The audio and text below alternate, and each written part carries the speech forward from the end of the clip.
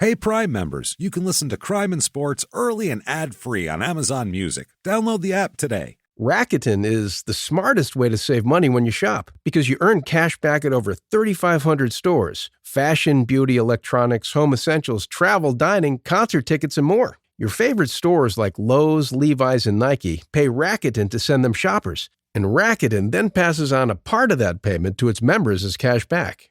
You're already shopping at your favorite stores. Why not save while you're doing it? It's a no-brainer. Membership is free and easy to sign up. Get the Rakuten app now and join the 17 million members who are already saving. Cashback rates change daily. See Rakuten.com for details. That's Rakuten. Your cashback really adds up. Your weekly dose of romance and drama has arrived. Season 29 of The Bachelor is here, and Grant Ellis, certified hottie and former day trader, is trading his day job on Wall Street for a second chance at everlasting love. New episodes drop every Monday at 8/7 Central, bringing you fresh twists in Grant's journey to find his soulmate. This self-proclaimed mama's boy is all grown up and ready to invest his heart. Will his playful charm win over the house full of hopefuls, or will the competition prove too intense? From heartfelt moments to adrenaline-pumping dates, each week brings new surprises in the mansion. Will Grant find his perfect match or end up with a broken heart? Tune in every Monday at 8/7 Central on ABC and stream on Hulu for new episodes of The Bachelor.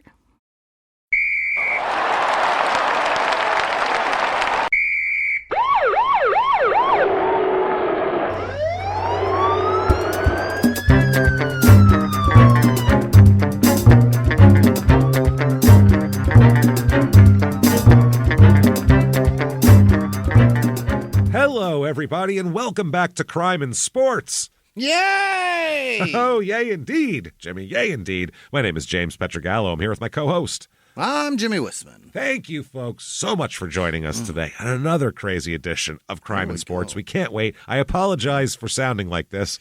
Yeah, I'd rather not sound like this. He's got the Kansas City in him. I got a little bit of the Kansas City, Oklahoma City in my lung here. Yeah. I got all sorts of sickness happening, so I'm trying my best here, but tough. We're going to get through this, and it's going to be a lot of fun because we have a hockey player, and we don't get to do a lot of hockey players, so that's a lot of fun there. We will get to everything. First of all, head over to shutupandgivememurder.com. Get your tickets for all the Small Town Murder live shows, especially the virtual live show, October the 30th. It's available for 2 weeks, too, so you can buy it within that 2 weeks. You can buy it early and watch it 100 times. You can do whatever you want with it in that 2-week period. It's going to be just like a regular live show, except you're wherever the hell you feel like being. You don't have to leave. No, and we're wearing costumes, so that's going to be fun. Yeah. And they are wild costumes, let me tell you something. We had to veer off another costume that we had set, and we settled on something. I think in the end, we're going to come out on top here. I think this is good. This is better, I think. So it's going to be very interesting. It's going to be fun as shit, boy. People will talk. Yeah, I would say so. You're going to find out some stuff about us. It'll be interesting. So get those. Shutupandgivememurder.com. All your merchandise, everything really is there. Patreon.com/crimeinsports is where you get all the bonus material. You bet. Tons of it. Anybody $5 a month or above, just a cup of coffee's worth of Patreon money. You are going to end up with hundreds of back episodes that you get immediately upon subscription. You've never heard before, all these bonus episodes, and then new ones every other week. One Crime and Sports, one Small Town Murder, and as always, you get it all for the low price of $5. Sure. So this week, what you're going to get for Crime and Sports, we're going to talk about that Vince McMahon documentary that's out now. Not the wrestling stuff, because we've gone over all that a million times. I mean, if it's relevant to whatever, but mainly just some of the crazy shit he said in that thing, because it was wild, man. It's insane that someone would say, the camera's on, right? Okay, let me say this to it. That's wild. Can't wait. Then for Small Town Murder, we're going to finish up about Ted Bundy's psychological examination. Part 2 of that we're going to get into. And because there's a lot more to go still. More pictures for him to go over. We're going to talk about compartmentalization and all this stuff. So it's a lot of fun. That is patreon.com/crimeinsports. So get in there right now. And you get a shout out at the end of the show. For sure. Jimmy will mess your name all up, even though we'd love to get it right. So that said, let's get into this with our asshole of the week here. Let's do it. Hope you enjoyed last week, by the way, with our Vigo the Carpathian. It seems popular. Yeah, he definitely seemed to hit a nerve with people, which is fun because you remember that guy. You know, even if you're not a sports fan. Yeah. You've seen Ghostbusters, so there you go. It's bizarre they cast him as himself. Yeah, they're like, An actual piece of shit. But yeah. wear this old school like leather outfit, Right. but just be yourself. Yeah. And then just be evil. Just like evil and like you hate people. Hate. You know how to do it. Okay, go. Hurt people. So this week, though, we're going to talk about Stephen Boyd Peat. P-E-A-T is his last name. Stephen Peat here. He is born March 10th, 1980 in Princeton, British Columbia, because he is a hockey player. So, you know, Canadian is going to creep in Isn't there. that like a grass or like something? a moss, peat moss. There you go. Maybe he's Scottish. The Peat. Or Irish, one of the two. I don't know. Family crest. Yeah, exactly. It's all fuzzy. Mossy. It's all mossy and fuzzy. So, yeah, Princeton, British Columbia, so Western Canada here. He's a big kid, too. When he grows up here, 6'2", 235.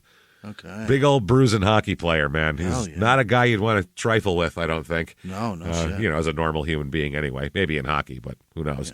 Yeah. Now, his father's name is Walter. His mother, by the way, will die early. She'll die young here, which is never good, and also explains a lot about if you grow up to be a hockey player, because that reminds me of Spinner Spencer. Where, like, remember Brian Spencer, who his dad had, like, an outsized influence on him? And his dad was everything to him. His dad was the one that, when they weren't playing the Leafs game, he went to the TV station with a rifle and said, put the Leafs game on right now. That's Dad. So, I'm tired of these infomercials. Yeah, if you've never heard that episode, by the way, it's like it's amazing. In the 39, 40, 41, somewhere around there episode number. Holy shit, was that a crazy episode. There is somebody that wants to make that a show. It should be. Like a series. It really should be. Or a movie. And she's in. I'm going to have to touch base with her again. She's pretty important, James. It's pretty cool. Well, he's hilarious. I mean, he's a wild son of a bitch. So, anyway, he ends up moving to Langley, British Columbia when he's about 14 and tries out for the Langley Thunder of the British Columbia Hockey League. Yeah, Canadians love Thunder. They love that Thunder. So, I guess one guy that knew him, Howie Zarin, he was friends with a number of the older players, and he said that, you know, when he came in, Pete, here at 14 years old, he made an impression on him. He said he wasn't huge, he was just tough. He was fighting 20-year-olds, and he was winning more than he was losing. Jesus. That says something. There's a big 14. Yeah, there's a big difference between 14 and 20 in terms of physicality, you know? Right. In terms of pubes, for fuck's sake. Never mind physicality. One man's ability to throw a punch, for Christ's sake. Yeah, one man's been laid before. You know what I mean? Yeah. Normally, if you have a virgin fighting someone who's gotten pussy, the virgin is not going to win. There's just something that comes with it. He doesn't get it. You get a little. Understand. Yeah, you get some ass in you, and then all of a sudden, like, you know how to throw a punch. It's a different thing. It really matures you. Get some ass in you. That's a fascinating way of saying it. It really is. Get some ass in you. So, yeah. Get it in you like a McDonald's hamburger. So Walter, his dad, described Stephen as a straight-A student as a child. Sure. And a high-scoring defenseman on all of his youth hockey teams here. I guess the father said he regrets letting Stephen end up in the Western Hockey League when he was drafted third overall in the 1995 WHL Bantam draft. So basically the child's draft. We're drafting children. Instead of college, he ended up not even finishing high school. Instead of going to college, he's a straight-A student that doesn't finish high school because he's got that path. Yeah. But the NHL it's like tennis. If you're really good at 15, they want you now. You know what I mean? They want you. But if something happens, then you got nothing. That's a problem. Then you got nothing. But, you know, I mean, you got whatever you started with. You could always go back to school, I guess. But you got to take your chances, too, because... and it's Canada. So it's not guaranteed to anybody. No, and it's Canada, so hockey is, you know... It's everything. It's everything. It's the sun, it's the moon, it's everything. So it's hockey and then Trudeau. That's what it is. That's it. I don't even know how they feel about their politicians. Sure, yeah. It's hockey and then but you know what I mean? Like maple flavored things is all and hockey, poutine. Maple, queen. Queen and poutine. That's all they're into. And fucking up French fries. That's what they like to do. Destroying something that was perfect. Hey, this is great. It's crispy, it's crunchy, it's tasty. What if we just poured shit all over it? No, not dip it in it so it'll still be crispy. No. Just pour it all over it. Require a fork.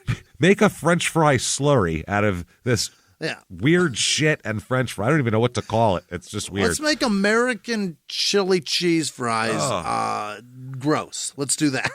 The owner at House of Comedy there tried to get me to eat some poutine one time when I was doing it. He's like, oh, you should get that. I go, I'm not eating it. I've watched you eat it. It looked disgusting. I'm not eating it. Oh, it's delicious. I'm like, no, don't ruin your French fries. Just give me French fries.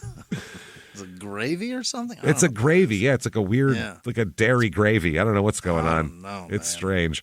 So he made his junior hockey ice debut, Peat did, on December 27th, and then he returned to Langley to play in the BCJHL also. Right. So looks like here, 95-96 for the Langley Thunder. He played in 59 games, had 5 goals, 15 assists. He's a defenseman. 112 penalty minutes, so there you go. Oh. Getting your penalty minutes on. Only played 1 game with the Red Deer Rebels there. Then in the next year, he joined the Rebels full time because he's 16 now. So, he's mature enough to be on big guy. Yeah, he's 16.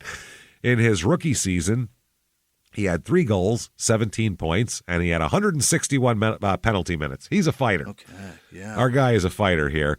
He had a lot of injuries in 97-98. He had a broken middle finger on his right hand obviously from a preseason fight. Right, yeah. That's going to happen. And not from a stick coming too high and glancing his finger. Nope, from a knuckle hitting someone's forehead. Yeah, that's what it was. And he also had some knee and left hand problems, and he's all injured here. But he was named to the CHL NHL Top Prospects game. That's pretty good here. Not too bad. There's an article on him in January 2nd, 1998 here. Big article on him. And it says, Peat eager to beat opponents. That's it. And they're talking about how he likes to beat the shit out of people. This is the headline here says, defenseman likes to use his fists. Golly. There's much more to Stephen Peat than his ability to punch out an opponent. That's a great first paragraph there. Sure. The 17-year-old Red Deer Rebels defenseman is big, mean, talented, and tough. But injuries to both hands this season, all from fighting, by the way, prevented him from laying down the law the best way he knows how, and it's been eating him up. Peat said, it's part of my game that's missing. I try to make up for it in other ways, but some nights it's needed. Not being able to go out there and show some intensity by dropping the gloves. I think I've handled it all right, but it's frustrating. Can you imagine if every sport had that shit? That is so amazing. It's so unique to that sport. Half my game is punching people, and I can't do that right now. So it's really... the goal is to stand on skates and use a bent stick to knock a puck through the goal. That's how you win the goal. game. Yeah, that's the goal. Or but you just beat the living shit out of something. That's the other thing you could do. It's so nuanced. You gotta... Yeah. It's so subtle. It is. It's such a subtle game. That's the crazy part, though. Is like the fighting a lot of times doesn't take place because two guys are pissed at each other. It's you did this to this other guy, so now I'm gonna do this to you, and then it's a very subtle balance of power. Yeah, it's the same thing as plunking a guy in baseball because he was being shitty. He took out your second baseman a little bit too hard, so now you plunk him, and it's But if you plunk him and then he gets mad and there's a bench clearing riot. They throw people out, and you're not allowed to play for the rest of the day. Here, they're like 5 minutes over there. Enough. Sit down. Time out for you. Time out for you. But in baseball, I don't know. Like, there's no other way in baseball because there's no physical interactions between the players generally. So there's no way to get back at somebody in baseball unless you beat them with the ball. Like in football, you can tackle someone really hard. In hockey, you can fucking check them super hard into the boards. You can whack them. You don't need to fight because your physicality is allowed, but fighting's a part of the game. Baseball, if you do it, they ought to make you play without a shortstop for 5 minutes. That would be great. Power plays in baseball. Yeah. Play without a center fielder for 5 minutes. Yeah, or football too. Let's get power plays in football. Yeah, that left tackle's coming out. Don't know what to tell you, quarterback. Fucking head on a swivel. I don't know. You betcha. You better. Maybe that's it. You seen what the car boys do? Do that. Run for your life. Run, bitch. So they say Peat, a superb scrapper, broke the middle finger on his right hand while thrashing Dick Peacock. Hell yeah. That's fucking hilarious. Yeah. That is awesome. Of the Prince George Cougars in a preseason contest. He then injured his left hand during a team practice and at one point was playing with 2 splints. He said, it's different, something I've never had to deal with, and it's a long-lasting injury, although it's just a finger. He said, it seems so stupid, but it's been nagging me the whole year. If I get hit or something, the finger gets crunched and it hurts again. Plus, I can't grab my stick sometimes. It's just tough. Right, yeah. They said Pete fought Spokane heavyweight, like he's actually in a class, like there's weight classes. Curtis Suter during a game during the Rebels West Division swing last month and re-injured his left hand in the process. But other than that one tilt, he's been forced to back away from challengers. He has, however, been taking numbers. I'll get you when I heal, bitch. Yeah. He said, at the beginning of the year, I was getting jumped. A lot of guys still want to fight me. They may not know I have a broken hand, and if they do know, they're trying to take advantage of that fact by trying to throw me off my game. But the hand will heal in the next month, and I'll have 2 months to get them back. There you go. Revenge tour here. Yeah. They say there's a dark and clear circle on his calendar indicating the date in which he'll get the green light. Go punch somebody in the fucking mouth again. Wyatt Earp's revenge ride. Wow. He said it should be okay by January 26th. January 28th is the date I'm looking forward to. We're in Regina that night. So, oh boy, watch out, Reginians. He's going to be whooping some ass. Barring further injuries, Pete will be in the top shape for the CHL Prospects game next month in Toronto. As projected first-round pick in the next draft, NHL draft, he's a virtual lock to be invited to the game at the Maple Leaf Gardens. He said, by then I should be 100% and I should be able to play my game. His head coach, Doug Hobson, expects to see a big improvement in Pete over the second half of the season. He says, I'm already seeing it. He's getting healthy, and in the 3 games since Christmas, he's been one of our better defensemen, playing the way we expect him to play. I think he struggled through the first half for a lot of different reasons. He was unable to fight, and that bothered him. Really pisses him off. Really gets him, man.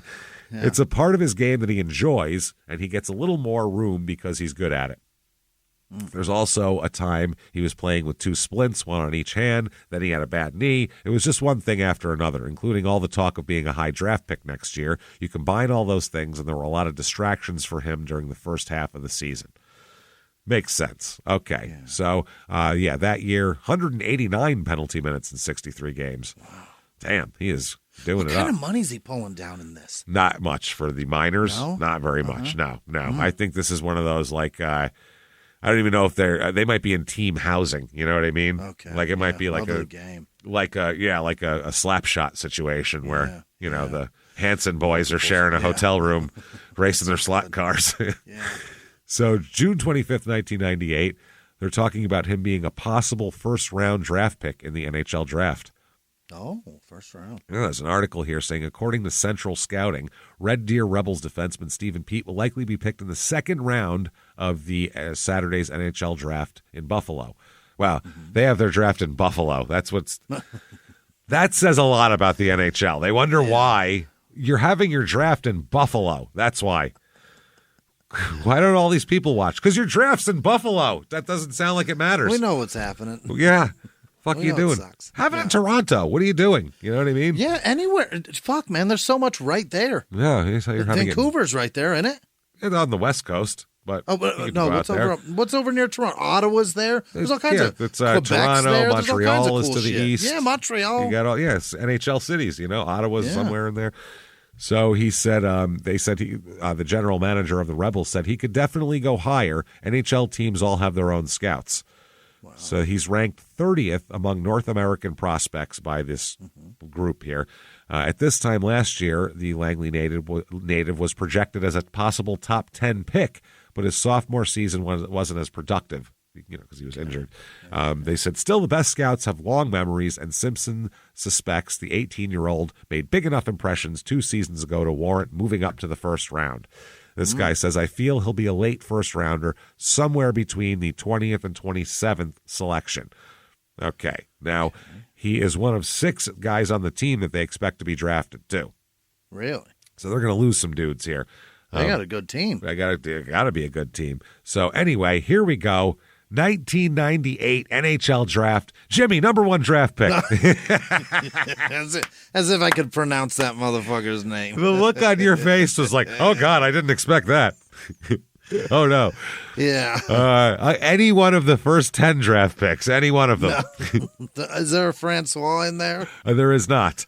But the Tampa Bay Lightning, first overall, choose Vincent Lecavalier.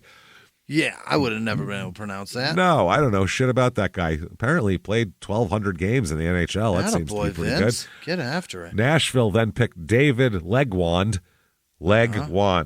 Yeah. And then Brad Stewart, Brian Allen, Vitaly Wisniewski, Rico Fata, Manny Malhorda, Mark Bell. Thank you, Mark, for making... Attaboy. Thanks. And Mike Rupp, Nick Antropov. Holy shit, there's all these guys. Anyway, finally, down at number 32, which is the fifth pick in the second round, the Anaheim Mighty Ducks, or just the Ducks, or whatever you want to call them, they choose Stephen Peat. Stephen Peat, drafted by Disney. The pick before him was Artem Chubarov. So I don't know who that is. Sure. You could have had Artem Chubarov, and you picked... Come on. So, yeah, I've heard of like four guys on this entire draft list. I don't know any of these guys. I don't know enough hockey to really know. Don't look at me. That much. Originally projected very high, but doesn't go that high. He's going to come to the NHL, though. He's drafted. He's ready to go. Every Canadian boy's dream here. There it is, like playing quarterback for the Cowboys, when the Cowboys were still considered a team that wasn't hilarious to laugh at. When they won a Super Bowl more than once every 30 years, that. It's been a little bit. Holy shit. It's been 30 years next year.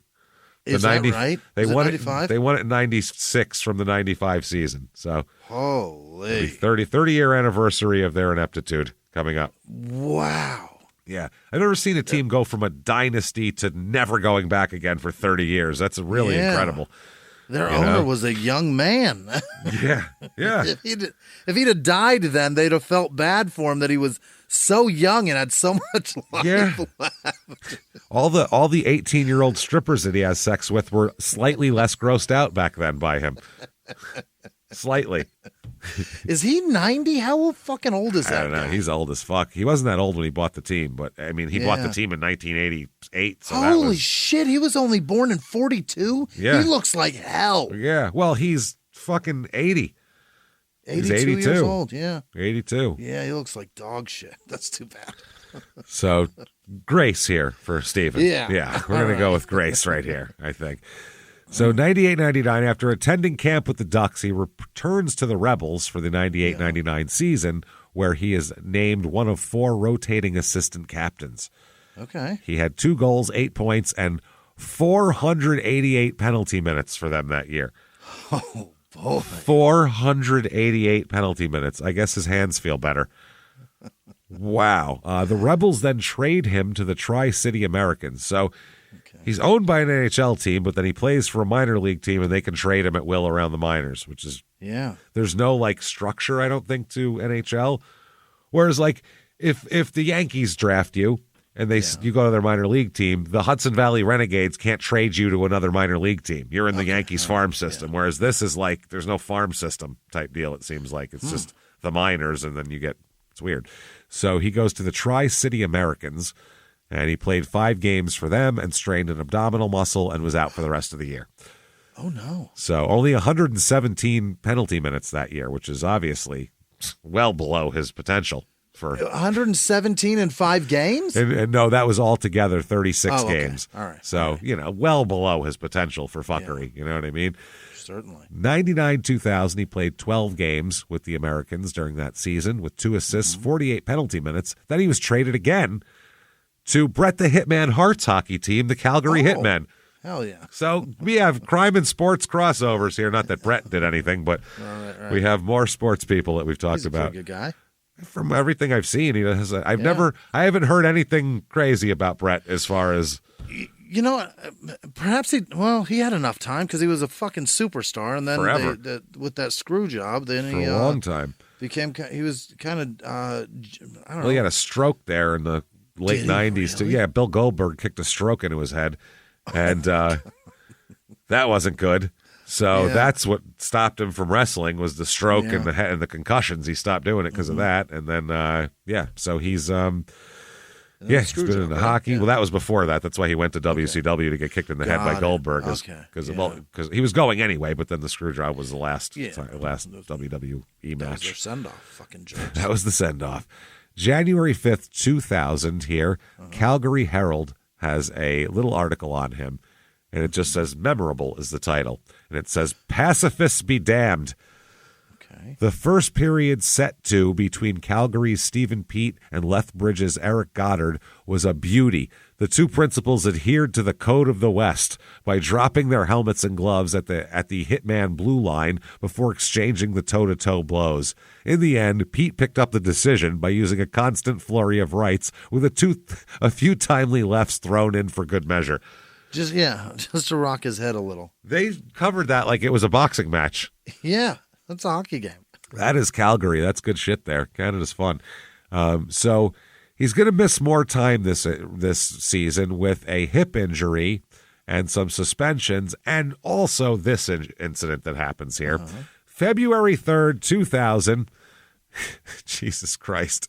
Peat out of lineup after stabbing incident is the headline. What? That's interesting. Let's see here. Calgary hitman defenseman Stephen Peat will be out of action for at least another week after suffering a stab wound to the lower abdomen at a local nightclub last week. He went out and got stabbed. He got shanked in a Canadian nightclub. My God. Jesus Christ. Peat, the 19-year-old Western League hockey veteran, 19-year-old veteran hanging out at a bar getting stabbed is 19 and veteran, those don't go together. Those don't go together. That's not a way to start a sentence. And normally 19-year-olds don't get stabbed at bars either. So this is all fucked up. This is the most Canadian shit I've ever heard here. Where was it, though? Because in Quebec, you can drink at 18. I think in Canada, 18 is the... some places. I think it's... Oh, I thought it was all over. It's not the whole country. Oh, I thought that was the legal age everywhere there, like Mexico. Not the whole country, no. Oh, okay. No, Mexico, it's 19 or... American Mexico's, cash in your hand, one of the two.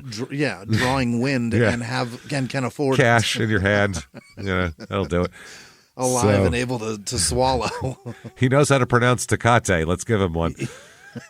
I bought beer on the beach at 16 in Mexico. I bought beer when I was 13 in Mexico. No, I got beer when I was 13. My stepfather made me do it just to see if they would sell it to me. I just went up with money, and I was like, 2 Tecates, and he was like, $3. I was like, no problem. Didn't even fucking look at me twice. I was a 13-year-old child.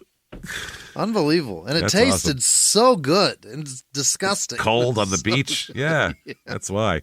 And if you can buy beer when you're a child, it doesn't matter what beer it is. It tastes perfect. Care. We just made a transaction here, and you're not going to call somebody about it? All right, I'm in. This is great. And then I realized, in New York, there was a lot of places that were pretty much the same way. Probably could do You could just buy 40s wherever you wanted. There's millions of people there. There's too much shit happening. No one gave a shit.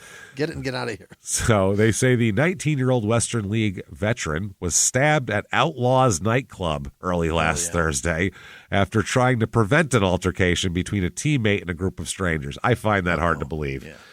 The guy who cannot wait to fight was trying to break up a fight between a teammate and he didn't jump in on the teammate's side and say, we'll kick all your asses. Right. He said, hey, guys, let's let cooler heads prevail. We're all probably dangerous weapons in here. Let's not get anybody hurt. Yeah, please. I'm sure that's what he said. God forbid, everyone. Come on. We fight every night with guys that are willing to fight. Big professional athletes who are willing to fight. Yeah. You're a drunk 40-year-old. I'm going to kill you. He was hip-hop's biggest mogul, the man who redefined fame, fortune, and the music industry. The first male rapper to be honored on the Hollywood Walk of Fame, Sean Diddy Combs. Diddy built an empire and lived a life most people only dream about. Everybody know ain't no party like a Diddy party, so. Yeah, that's what's up. But just as quickly as his empire rose, it came crashing down. Today I'm announcing the unsealing of a 3-count indictment, charging Sean Combs with racketeering conspiracy, sex trafficking, interstate transportation for prostitution. I was up. I hit rock bottom, but I make no excuses. I'm disgusted. I'm so sorry. Until you're wearing an orange jumpsuit, it's not real. Now it's real. From his meteoric rise to his shocking fall from grace, from law and crime, this is the rise and fall of Diddy. Listen to the rise and fall of Diddy exclusively with Wondery Plus. In the 1980s, a rosé swept the country. Hey, Mike, I really like this White Zinfandel. Well, good. Now put it down. I'm going to try another one. White Zin became America's top-selling wine. But most don't know that this sweet drink has a sour history. What began in 1986 with counterfeit bottles. A big fraud, a multi-million-dollar fraud. Sent investigators chasing one of the most powerful families in the business, the Licciardis. But the closer the feds got to them, the more dangerous things became. It's a story of deceit. At the time, I was paranoid. Threats. You touch my kids, I will kill you. And murder. With a .22 caliber bullet to the head. What started with a scheme to mislabel wine spilled into a blood-soaked battle for succession. Welcome to Bloodvines. You can binge listen to Bloodvines exclusively and ad-free on Wondery Plus. Join Wondery Plus in the Wondery app, Apple Podcasts, or Spotify. Unless you have a knife. Unless you have a knife, and that's it. Pete was treated immediately at Foothills Hospital and released the next day, but Hitmen General Manager Kelly Casillo wouldn't comment on the severity of his injury, which presumably caused the Richmond, B.C. native to miss 3 Hitman games last weekend, although a nagging hip injury was given as the cause of his absence at the time.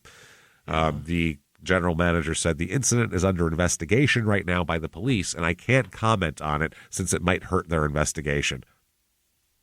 Can't comment. Also, let's just say his hip hurts and move on.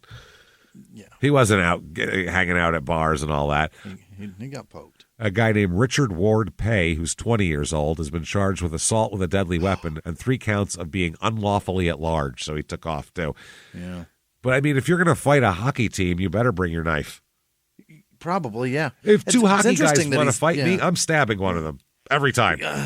It's interesting that at 20, he's willing to fight hockey players. He probably plays hockey too. Yeah, it's Canada. It's Canada. He at least it's Calgary too. He's at least like a fucking oil field worker or some other crazy tough insanity. People aren't in Calgary doing office work, are they? They're all I don't think so. Out there in a field somewhere doing some crazy shit. Yeah, it's somebody doing something hard and then hot chicks that are banging them and hockey players. Yeah, that's it. That's all it's there. So March 15th, 2000, he's back playing again. And there's an article, and this title is The Blunder. And it says, Stephen Peat was lucky to receive just 12 minutes in penalties during a bizarre first-period incident involving referee Derek Herman. Peat gave a retaliatory whack to Regina center Matt Huber in the neutral zone that would eventually be called at 16:29, but then carried on and cross-checked Herman in the back. Herman's the referee. Don't do that. Yeah. He cross-checked a referee. Not good. Wow, earning himself a 10-minute in the back, earning himself a 10-minute misconduct. You get thrown out of the league for that in any other league. You can't attack with a weapon. With a weapon, the ref's got a whistle. You've got a stick. Holy shit! I can't imagine that. I mean, I've seen in baseball guys bump chests. They're suspended for like a fucking week for that. Imagine if he took the bat to him, what he would get suspended for. In the NFL, if you touch the ref's arm, yes. Because people try to get their attention. Hey, you're out. That's crazy. You're out of here. Yeah, the NFL's fucking ridiculous, though. That's why it's unwatchable, partly because of that. Shit like that. Shit like that is ridiculous, and it's so stupid. So stupid. I can't. I'm not sure what their goal is. To get ladies to like the NFL. That's that the goal. What it That's is? been the goal for the. They stated that 30 years ago. We're only selling to half the population. Why? Men don't like football no matter what we do. Make it more woman-friendly, which is fine, but unless you change the entire fucking game. That's interesting because they had women watching. I mean, as they're called hostages. But yeah, I don't know. That lady in KC had a tattoo from her wrist from her ankle to her knee. Yes, she did. But that's a team that's what they do. You know that's what I mean? They do, and there's a difference there. Nothing else in that town either. So that's the other thing. If you've been to Kansas City, everyone you'll just walk in and people go, "Hey, did you hear that Mahomes is practicing well this week?" And you're like, "Fuck are you talking? Who cares?" It's all they talk about. It's like that's their family. She had a tattoo on her leg. She had a tattoo on her tooth, James. Dude, yeah, she was wild, man. I've never seen anything like that. She's wild. It's amazing. Her daughter was very shaking her head. Very enthusiastic. Her daughter's like, oh boy, my mom's nuts. Nice lady though, very nice. Yeah. So March 17th, 2000, he's going to be suspended for pushing the referee. That seems fair. He's been handed a 3-game suspension by the Western Hockey League. for pushing Derek Herman with a stick. Right. Can't do that here, apparently. And they said it was more out of frustration with the play and the referee being right in front of him that the contact was made. Still, the officials are untouchable by players. That's what a team spokesman said. Yeah, you can't go after the fucking refs. They can't be physically afraid of the players and have a league. He's not a part of this. No. In any league. Remember, you're on skates, you're big, and you have pads on, the refs don't. And with the NBA, the guys are 6'11". They're going to fucking stand over a guy that's 5'10" and intimidate him. In football, they have pads on. It'd be crazy. So that year, for the Calgary Hitmen and the Tri-City Americans, he has 148 penalty minutes. Not bad. Okay. No goals, 10 assists. So in June 2000, the Mighty Ducks, who haven't used him at all, trade him to the Washington Capitals in exchange for a 4th-round pick in the 2000 draft. And so he signs with with Washington here. 2000-2001, he's on the Portland Pirates. Washington's it's Washington's American Hockey League, which I didn't know existed. Really? For the 2000-2001 season, he's an enforcer, obviously, and they're trying to increase their physical presence as a team, basically. So he ends up aggravating a groin injury during training camp and underwent surgery to add surgical mesh to his groin. He got vaginal mesh? Yeah, on his groin to stop it from popping. Man. Vaginal mesh. It always just reminds me of 30 Rock. Take that, Prolapse. Jenna doing the vaginal mesh commercials.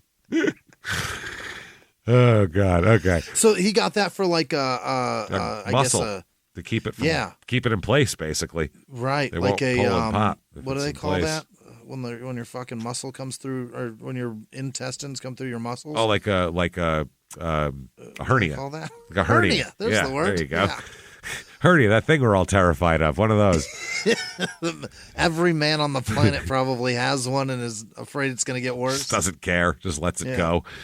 So, he's been sent to a specialist here in November of 2000 for 2 weeks for rehabilitation and strength maintenance for his deal here. They say he's sustained now. They're saying they think the 1999 injury was a pelvic stress fracture. That was his hip injury, they're saying. Oh, fuck. They might not have realized it at the time, and that he's had problems since. And they said he re-aggravated his groin, so he's just been a fucking mess. His legs are a disaster. His hands work now, but his legs are all fucked up.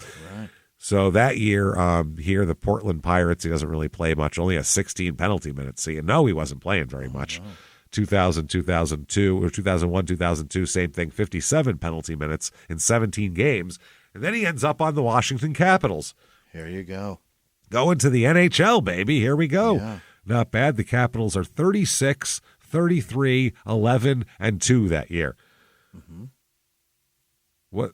Oh, 2 is that overtime wins? How do they do that? Because it's wins, losses, ties. They do ties, right? It's wins, losses, ties, and is the last one overtime wins? Is that how they work it? Because there's 4 numbers here.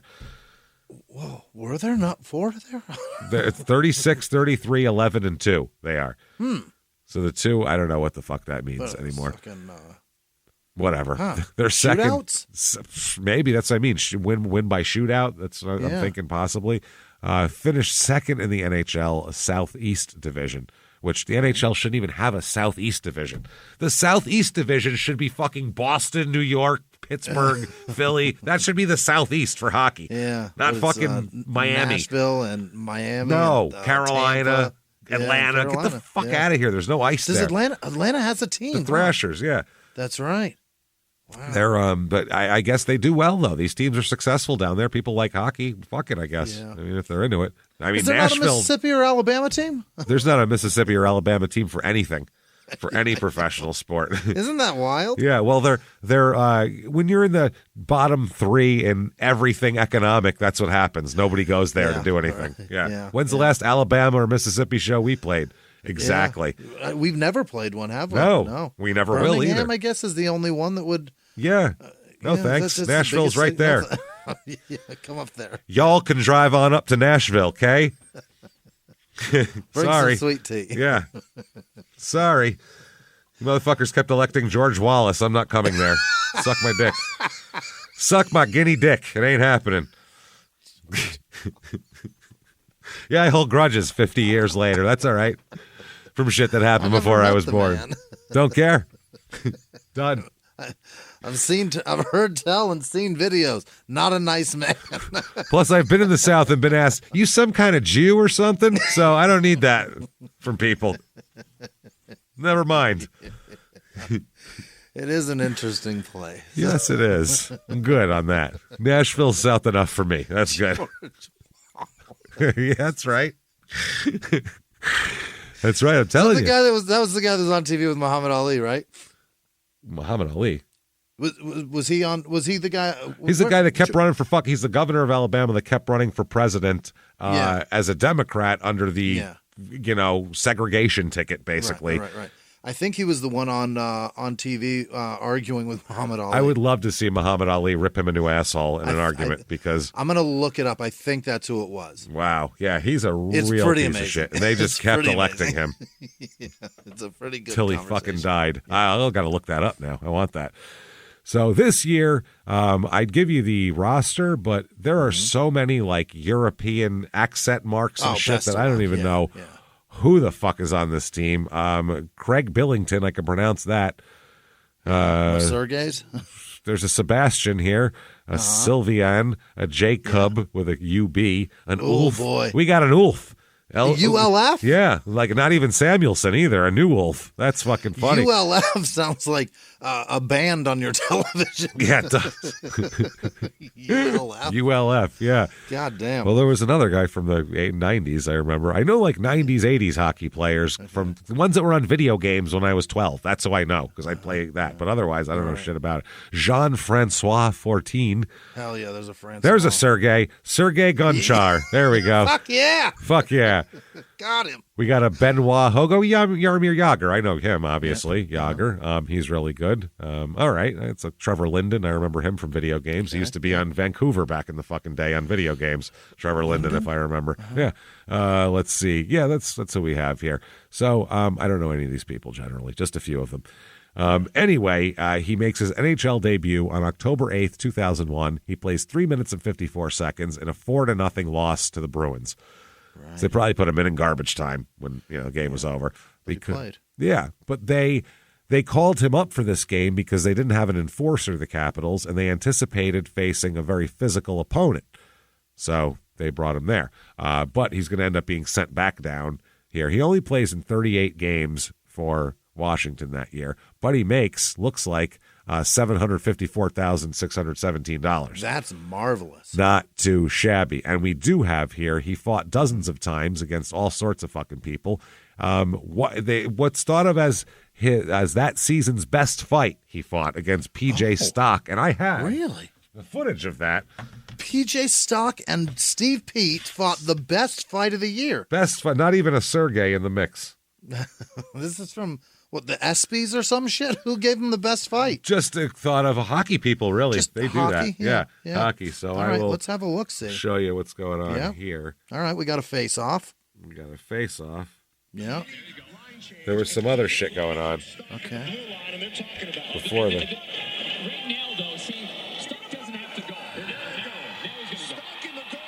Oh, they just fucking... They were in a conversation and Pete just like casually socked them in the face.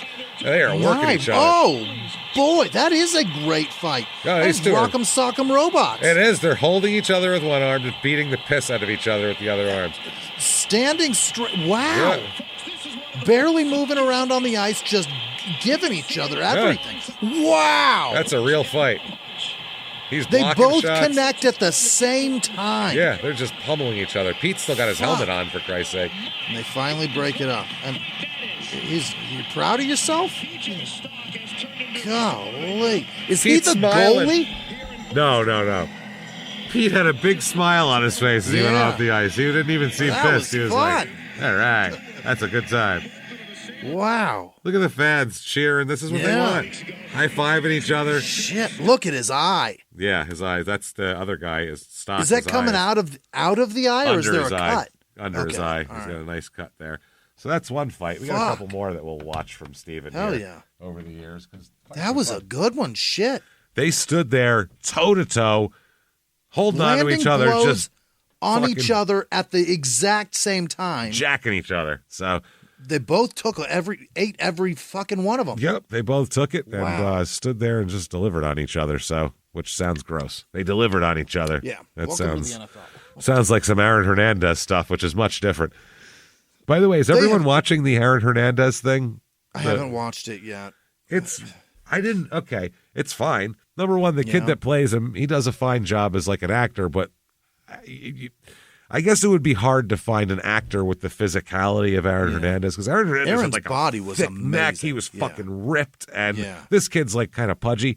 He's just kind of, he doesn't look like an NFL player. You know what I mean? He's just kind of pudgy and doesn't really look the part. How are you going to get somebody with that? Aaron's body was unbelievable. They also have to be willing to spend half the series making out with dudes also. So that's the other thing. Oh, is that right? It's mainly about him being gay. Like that's the main thrust of it. And I'm not saying that for good or ill or whatever. I know, but if that's what it is. Imagine all the things that are about Aaron. Everything it's all about him being gay, dude. It's like a Super Bowl champion, a murderer. Also, we're going to spend 3 hours of him fucking dudes. Yeah, fucking dudes. His boyfriend dumped him, and that seemed to be in the way they did it, they portrayed it in this last episode, was the catalyst for him shooting people and killing 2 people the first time, was because he was pissed off that his boyfriend dumped him that night. While he was out baby clothes shopping with his fucking fiance, he got the dude called and was like, I can't talk to you anymore. Text him at babies all right. Yeah, it was, for real. That's exactly what it was. And then he got all mad and shot people. Oh, this is the greatest movie of all time. They did have a very romantic weekend in Cabo. So they did. That was the opening of the episode, was them like fucking in Cabo. It's a lot of him fucking guys. Which again, amazing. Don't care either way. I just didn't know that. It's not, but that's not the Aaron Hernandez story. Well, when we heard it and when we did all the research and everything, it was like, he's on the Patriots and he's also a criminal, and then he did some gay shit too. Okay, great. This is like he's the reason for everything is because of he wants cock. He just needs cock. That's what it is. I don't know. So cock thirsty, he kills people. He'll kill people over it. It's wild. So funny. He's horny to death. Murderous rage. Yeah, for cock. Because his boyfriend dumped him. While he's got a fiance and a baby and all this shit, but that doesn't matter. Oh, it's so funny. It's fucking weird. You'd think he would play it casual, you know what I mean? If he's trying to do a down low type of thing. Well, fuck you doing, man? That's all I'm saying is play it off better, not unbelievable. You can suck as many dicks as you want. That's none of my business. So 2002, 2003 Capitals, they go 39, 29, 8, and 6. Again, second in their division. And I don't know any of these people again. Same shit here. But he does have a good fight. So let's find There you go. Yeah. Oh, let's go. Let's find his fight from this year here. I got it right here. It should be this one. This is 2003. Is that where we are? Correct. So I have the right one. Yes, 2003. Stephen Peat versus Wade Bellick. Here. Okay.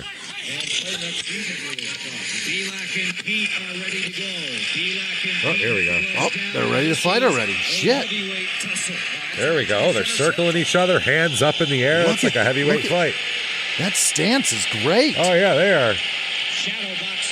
Oh, they're throwing jabs. This is a boxing match. Yeah. This isn't even a fucking... There we go. Just looking for the opening to grab the him. neck. Golly, there it is. He's getting beat. Oh, and he always not anymore. The other guy always gets the first few shots in, and then Pete just beats the. Oh, he knocked his helmet off with punches. Yeah. Pete is beating the shit out of this and man. they are raining blows on this man. He hit him with like 12 lefts and then a few rights.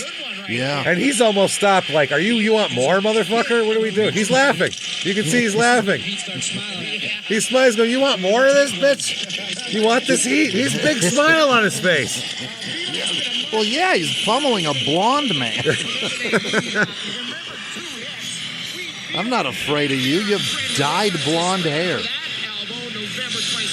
Oh, he elbowed Pete in the face. Do you see that? When he came up to check him. Is that what started it? That's what started it. Is it not even this game? In a different game it happened. The last time they played. And then Pete just waiting on him. And then Pete got him back in another game, and then in this game they're fighting. Okay. So wow, that is fucking awesome. That was a Pete good fight. never forgets. No, he doesn't. That's a long memory here. Pete has the memory of an elephant. This guy, he's not fucking around here. He's making a list. And he's also making $917,612 that year. So that'll make you smile. Not too bad here. He does. What is his penalty minutes this year? 57 that year. So he's only playing in 27 games. So not bad. 2003, 2004, 23, 46, 10-3. The team is. They're terrible. Fifth in their division. Not very good at all here. I will go past their roster because I don't know any of these people. But I do have another fight for you if you'd like to see it. Okay, sure would. Let's see another fight from Steve here. This is from the 2003-2004 season, I believe. And this is, what date is this? 2004, January 17th, 2004, Stephen Peat versus Rob Skralak. Skralak? SCRLAC. That's too many consonants in a row. Right. Sorry. You got to have a Y in there or something if you want that many consonants. I can't deal with that. All right, let's see what we got here. I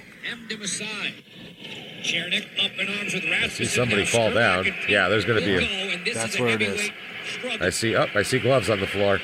Yeah. Gloves on the ice. It's fascinating. He just... Oh, Pete. Oh, my God. Oh, my God. He just throws blows, man. And drilling him square in the ear. Boom, boom, boom, boom. Yeah, you wonder why this guy got stabbed. You want to fight this guy in a bar? No, God, no.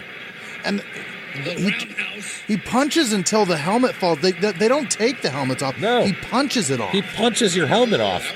That's the second fight in a row. Smashing him in the side of the fucking head. Oh, God damn. Oh. God damn. Oh, right hands. Give up, dude. Does that guy really think he's going to win this fight? Oh, now he's got the jersey off. Now he's free. Takes his own jersey off. Now the off. refs are going to get in. Yeah, you got to stop it. That man's going to kill him. Yeah, because once Pete got it, they got Pete's jersey off, now he's free to swing like crazy because the guy can't hold on to him anymore. Look at him, no jersey walking off, just some pads on. Wow. This guy's all jacked up. Wow, that was something right there. I'll tell you some shit. God. That was wild. So Pete, this dude is tough. He certainly can eat punches, man. And for he's a big fuck too. Like that is not a guy you'd want to fight in a bar. No. He'll just pummel you. Huge guy. I mean, he took probably, in the last fight that he beat the shit out of the guy, he probably took, 10 good blows right to the face and just had a big smile on his face. Just couldn't wait to keep fighting. Like, fucking unbelievable. That's impressive. That year, 2003, 2004, he only has 90 penalty minutes, but he makes $845,988. Not bad. He's making just shy of $1 million every year. Pretty good shit here. 2004, 2005, the NHL season was canceled due to a lockout. Okay. Because they were like, we have the least amount of fans of any major North American sport. Let's make it worse. Let's make it so we don't even get a regular TV contract for like 8 more years. Yeah. We'll let's chase some of them away. Yeah, let's get rid of those people.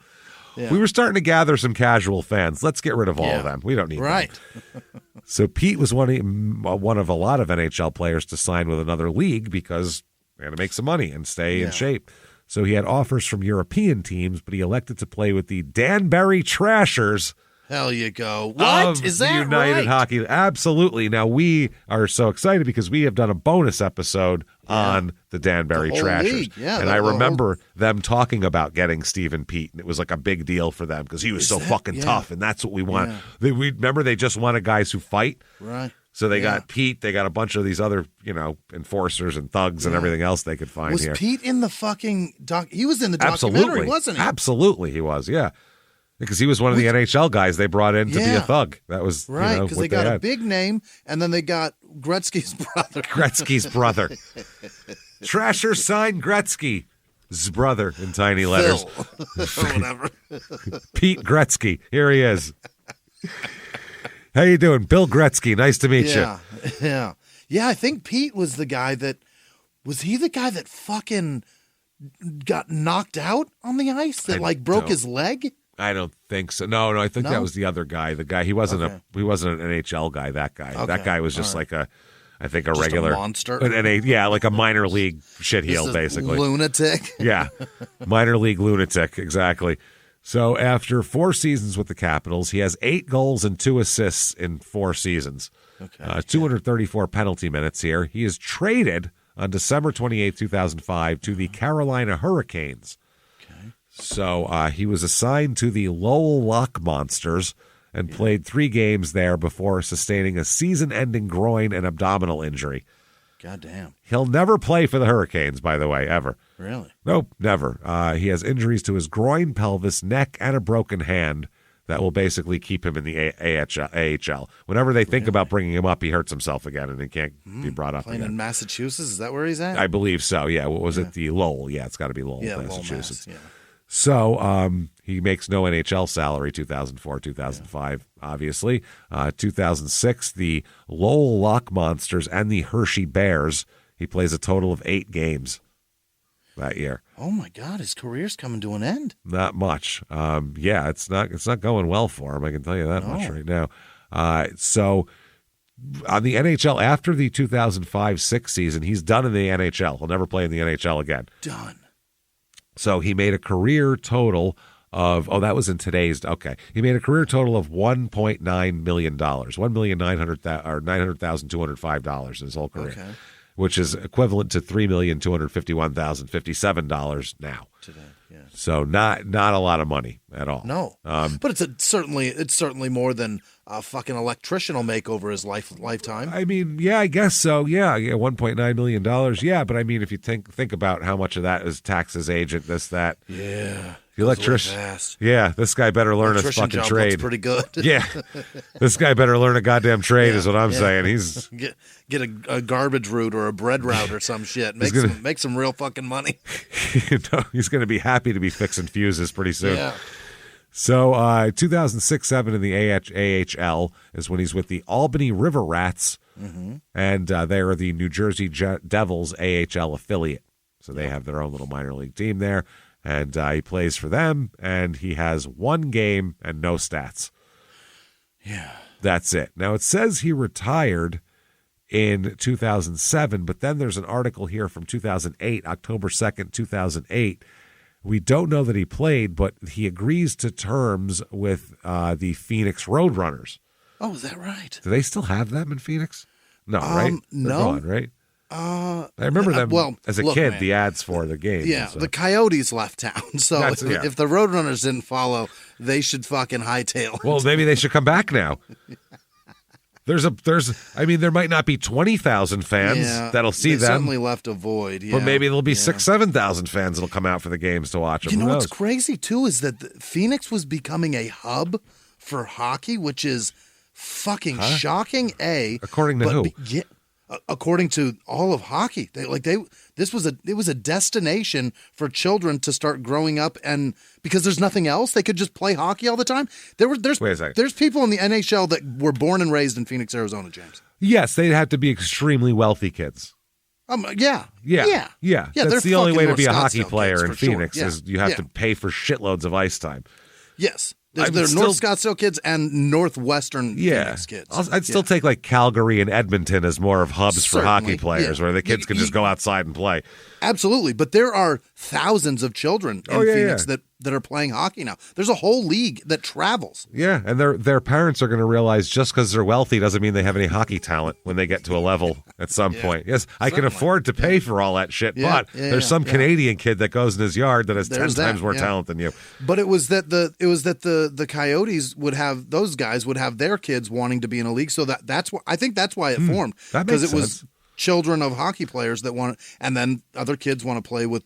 There's a level of fame fucker in Arizona that is crazy. It's crazy. Phoenix is very pathetic like that, where if anybody's got half a level of fame, they're like, "Oh my God, you moved here, and now you're the king of the world," and it is really wild. Strange. They're like, I play with. I did when I was a kid too, because I would play basketball at Cedric Sabalas' house, and kids would brag about that, and it's like, I don't know, it's right down the street, but that's where we play. But in Phoenix too, there's no like celebrity mystique to Phoenix. No, because everybody's just there. Yeah. So like everybody that lives there has been in the supermarket with guys from the Suns and shit like that. And you're just like, there's that guy from the Suns. It's not a big fucking deal. Nobody gives a shit. No. Unless it was Barkley or something. That's when they cared. But because he was like an international superstar. Yeah. But nowadays, show up at Tommaso's with Madonna. Yeah.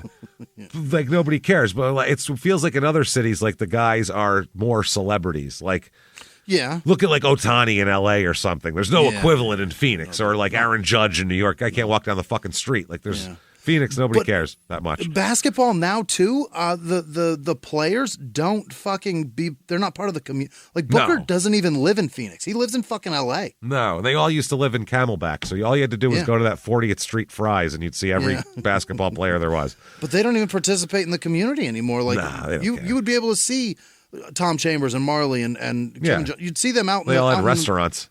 Yeah, there's that too. But you'd see Barkley out enjoying things here. Now, I mean, you can see him. I worked at Jackson's on 3rd. He was down hanging out all the time downtown. They don't do that now. No.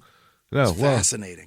Yeah, now they're too rich for it. Yeah. But there is a level of like fame fucker of like with the hockey teams, kids like brag to their other friends that they play hockey with Jeremy Roenick's kids. Yeah, and that's what's crazy is you have to be rich to play hockey in Phoenix. There's no other way. Yeah. There's no other way. There's no ice otherwise. Yeah. And ice time's expensive. So have you ever gotten a message out of the blue? Maybe you ignore them.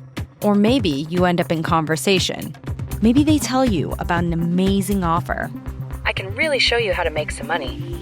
And maybe that gets you into a lot of trouble.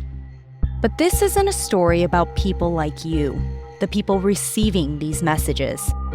This is a story about the people behind the messages, on the other end of the line. Thousands of them, working in a microcity built for scammers. From Wondery, the makers of Dr. Death and Kill List, comes Scam Factory, a new series about survival at the expense of others. Follow Scam Factory on the Wondery app or wherever you get your podcasts. You can listen to Scam Factory early and ad-free right now by joining Wondery Plus in the Wondery app or on Apple Podcasts. Behind the closed doors of government offices and military compounds, there are hidden stories and buried secrets from the darkest corners of history. From covert experiments pushing the boundaries of science to operations so secretive they were barely whispered about. Each week, on Redacted, Declassified Mysteries, we pull back the curtain on these hidden histories.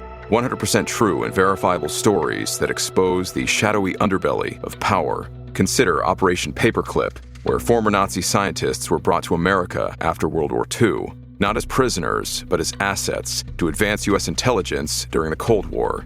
These aren't just old conspiracy theories. They're thoroughly investigated accounts that reveal the uncomfortable truths still shaping our world today. The stories are real. The secrets are shocking. Follow Redacted, Declassified Mysteries on the Wondery app or wherever you get your podcasts. You can listen to Redacted early and ad-free right now on Wondery Plus. A few miles from the glass spires of Midtown Atlanta lies the South River Forest. In 2021 and 2022, the woods became a home to activists from all over the country who gathered to stop the nearby construction of a massive new police training facility, nicknamed Cop City. At approximately 9 o'clock this morning, as law enforcement was moving through various sectors of the property, an individual, without warning, shot a Georgia State Patrol trooper. This is We Came to the Forest, a story about resistance. The abolitionist mission isn't done until every prison is empty and shut down. Love and fellowship. It was probably the happiest I've ever been in my life. And the lengths we'll go to protect the things we hold closest to our hearts. Follow We Came to the Forest on the Wondery app or wherever you get your podcasts. You can binge all episodes of We Came to the Forest early and ad-free right now by joining Wondery Plus. Now, after he retires from now, he's done with hockey completely here, he develops a pretty good substance problem here. Is that right? Oh, yeah. Yeah. Painkillers, for all of his many injuries. I mean, for the fucking, that area between his belly button and his knees, that whole area hurts. He's all fucked up. Also, booze, obviously, because, he's he's a Canadian, so he's going to get drunk once in a while. And what kickstarts a Percocet? Like a little bit of whiskey. It really gets it working. Yeah. And cocaine also, because you got to be able to still do things. You got to be able to function. Yeah, you drink Percocet booze and some whiskey will make you sleepy. Yeah. You take booze and Percocets, you're not fucking going anywhere, but you put some coke into that, now you're ready to go grocery shopping. Let's get to the store. Let's do this. So he's doing everything. Yeah, I guess he had been prescribed Percocet throughout his playing career and just continued to use them. And he also has chronic headaches from playing also. That's called concussion, Stevie. Which doesn't shock me, because in just the 3 fights we watched, I saw him be hit in the head about 46 times. Rocked in the fucking head with another guy just standing right in front of him, plowing him in the face with a fucking fist. And so dazed, he's smiling. Yeah, just loves it. So he started doing odd jobs, including as a bouncer, which he'd be a great bouncer. Hell yeah. But headaches were a constant problem. Constant headaches from this. So this is not sounding good for his future, honestly, here. Because honestly, the guy, he came up as a Canadian, and he's an enforcer. He's encouraged to fight. He's doing fine. And this is what you got to feel bad for a guy who never even got to the level of making so much money that he could take care of himself, and now he's a bouncer with fucking CTE. This sucks. Right. That's bad for him. He took that elbow shot that he took that instigated a fight 3 games later. He was out cold. You saw him fall to the ice unconscious, for Christ's sake. He helicoptered on the ice. Yeah, he fell down unconscious and could have hit his head on the ice too when he fell. And then that's getting causing punched problems. In the face. And imagine, since he's been playing hockey, how many times he's been punched in the face. It's just crazy. So he's got his problems. He is going to kick around for a few years doing odd jobs, being a bouncer, having his headaches. He's not going to really become newsworthy again until 2015. Okay, 2015, he's in a lot of trouble. He's going to be charged with arson following a fire at his home that he shares with his father in Langley, British Columbia. He turned himself in and was charged with arson with disregard for human life and arson causing property damage. Oh, boy. The fire broke out here. It's the 4400 block of 208A Street on March 17th, just before 11 p.m. The corporal for the fire department here said police had determined there was a dispute at the home between the father and the son. So it wasn't an accident. He tried to burn his father out of a house. Oh, my God. Later that evening, after the father went to bed, a passerby spotted someone attempting to start a fire outside the home. Jesus. He's just out there rubbing 2 sticks together in the corner of the house in the front yard, like, hey, guys. So they said, quote, a passerby witnessed the arsonist as he was lighting the fire and made attempts to thwart his efforts. Hey, don't set that house on fire. Spraying a hose at him? That's the difference between Canada and America right there. They'd actually go, hey, don't set that house on fire, whereas we would slow down to video and go, this crazy motherfucker setting a house on fire, and then post it on Instagram. That would be our fucking response to that. TikTok. I watched a documentary, I'm going to get lots of hits James. on this shit. There was a man that killed... Oh, it was one of those terrible roommate things. But a man chopped up 2 people and threw them in a bay, and then people were making... They called the police, and then were making TikToks with the suitcases. Yes. Before the police arrived. Yes, that's where we are. That's America. That's where we are, man. Jesus Christ. That's where we are. No matter making what happens. Making a TikTok with body parts. It's fucking crazy. We're fucking disgusting. Crazy. Yeah. We're so attention seeking has gotten out of fucking hand. It's too much. Tell you what, there's about 0.02% of the people in this country that should get attention from the public. They're called talented people. Right. You're probably not one of them if you're listening right now. Probably true. Yeah. So you should probably, and that's fine. We're not famous either. It's fine. No. We're not, and I don't give a shit because I don't think I'm not looking for that. I can't dunk from the foul line. I don't have any of these things that, like, you know what I mean? So what the fuck? These people think that they should. I should be famous too. Yeah. No, you shouldn't. It's just a guy named George with his camera and a suitcase full of body. Jesus Christ, George. Great. Yeah. Put it down. Put it down. Have some fucking, that counts more than anything now. Yeah. And what That's a person, man. I mean, I get it. It's at the moment you didn't meet him. Not at the moment. It's just chopped up body parts. But holy fuck, how could you? Yes, and it'll be like, well, the news does that. Yes, because we've told the news to do that. Because that's the shit we want to see. We're asking them to document that. Here's some guy who's being a scumbag. Yeah, you're just a dirtbag. Get back to the sidewalk cafe where you were having tacos and share those on your Instagram. My favorite thing is every time it's somebody's like viral for something and there's some regular person who's viral, it's like 4 days before we hear about all the horrible shit they've done. How many times they've been arrested for beating the shit out of their mother and their girlfriend and how child abuse. And the guy with the ocean spray on the skateboard. Stop worshiping people. Stop worshiping people that you saw in a video for 10 seconds. Okay? Stop it. And while you're at it, stop worshiping Martha fucking Stewart. I have had it with this shit. I've had it. She's an old criminal cunt. That's who she is. What's going on? I'm so tired of it, dude. She never goes away. No, now she wrote a fucking book, and now she wrote a book where she says she fucked around on her husband for 40 years, and he never found out. And isn't that quaint? No, it's not. What? You're a lying cunt. You're a scamming bitch. People lost money because you wanted more money from your stock shit. You deserve to go to fucking prison. You got way less time than anyone else would have got if they did the same fucking thing. Holy shit. Let's all kiss her fucking old, wrinkled, fucking 81-year-old ass. She goes up and goes, isn't she sexy? No, she's not. Not sexy. 90-year-old housewives aren't fucking sexy. Sorry. I'm not into it. My 40 bad. years she was fucking... Is he dead? I think the husband's dead by now. Yeah, so she wrote a book to say, he never even knew, and it wasn't even that hard to cover up. Oh, guys say that too, and we all go, what a scumbag. She goes, and they go, she's just such a fuck. See, she's like an onion, that Martha Stewart. You just never know what you're going to get. 1 minute she's a criminal, next minute she's a liar, next minute she's, cock-thirsty inside traitor is what Martha Stewart is? Yes. In other words, hero to all. Yeah. Stop saying she's sexy. No. Tired of hearing that, too. Nobody over 80 is sexy. Nobody. Male, female, nobody. You're lucky to be alive, A. Yeah, you shouldn't even want to be sexy. Drawn wind. Yeah. Yeah, the average You're age on house in America, money, motherfucker. The average life expectancy is like 73 for men, 77 for women. If you make it to 80, fucking be happy. Yeah. Don't say my ass is still good. Get the fuck out of here. Say my heart is still pumping, and I'll be so impressed by that. Don't need my ass to be good. I want my doctor to say, you're still getting a lot of oxygen when you breathe in. That's it. Yeah.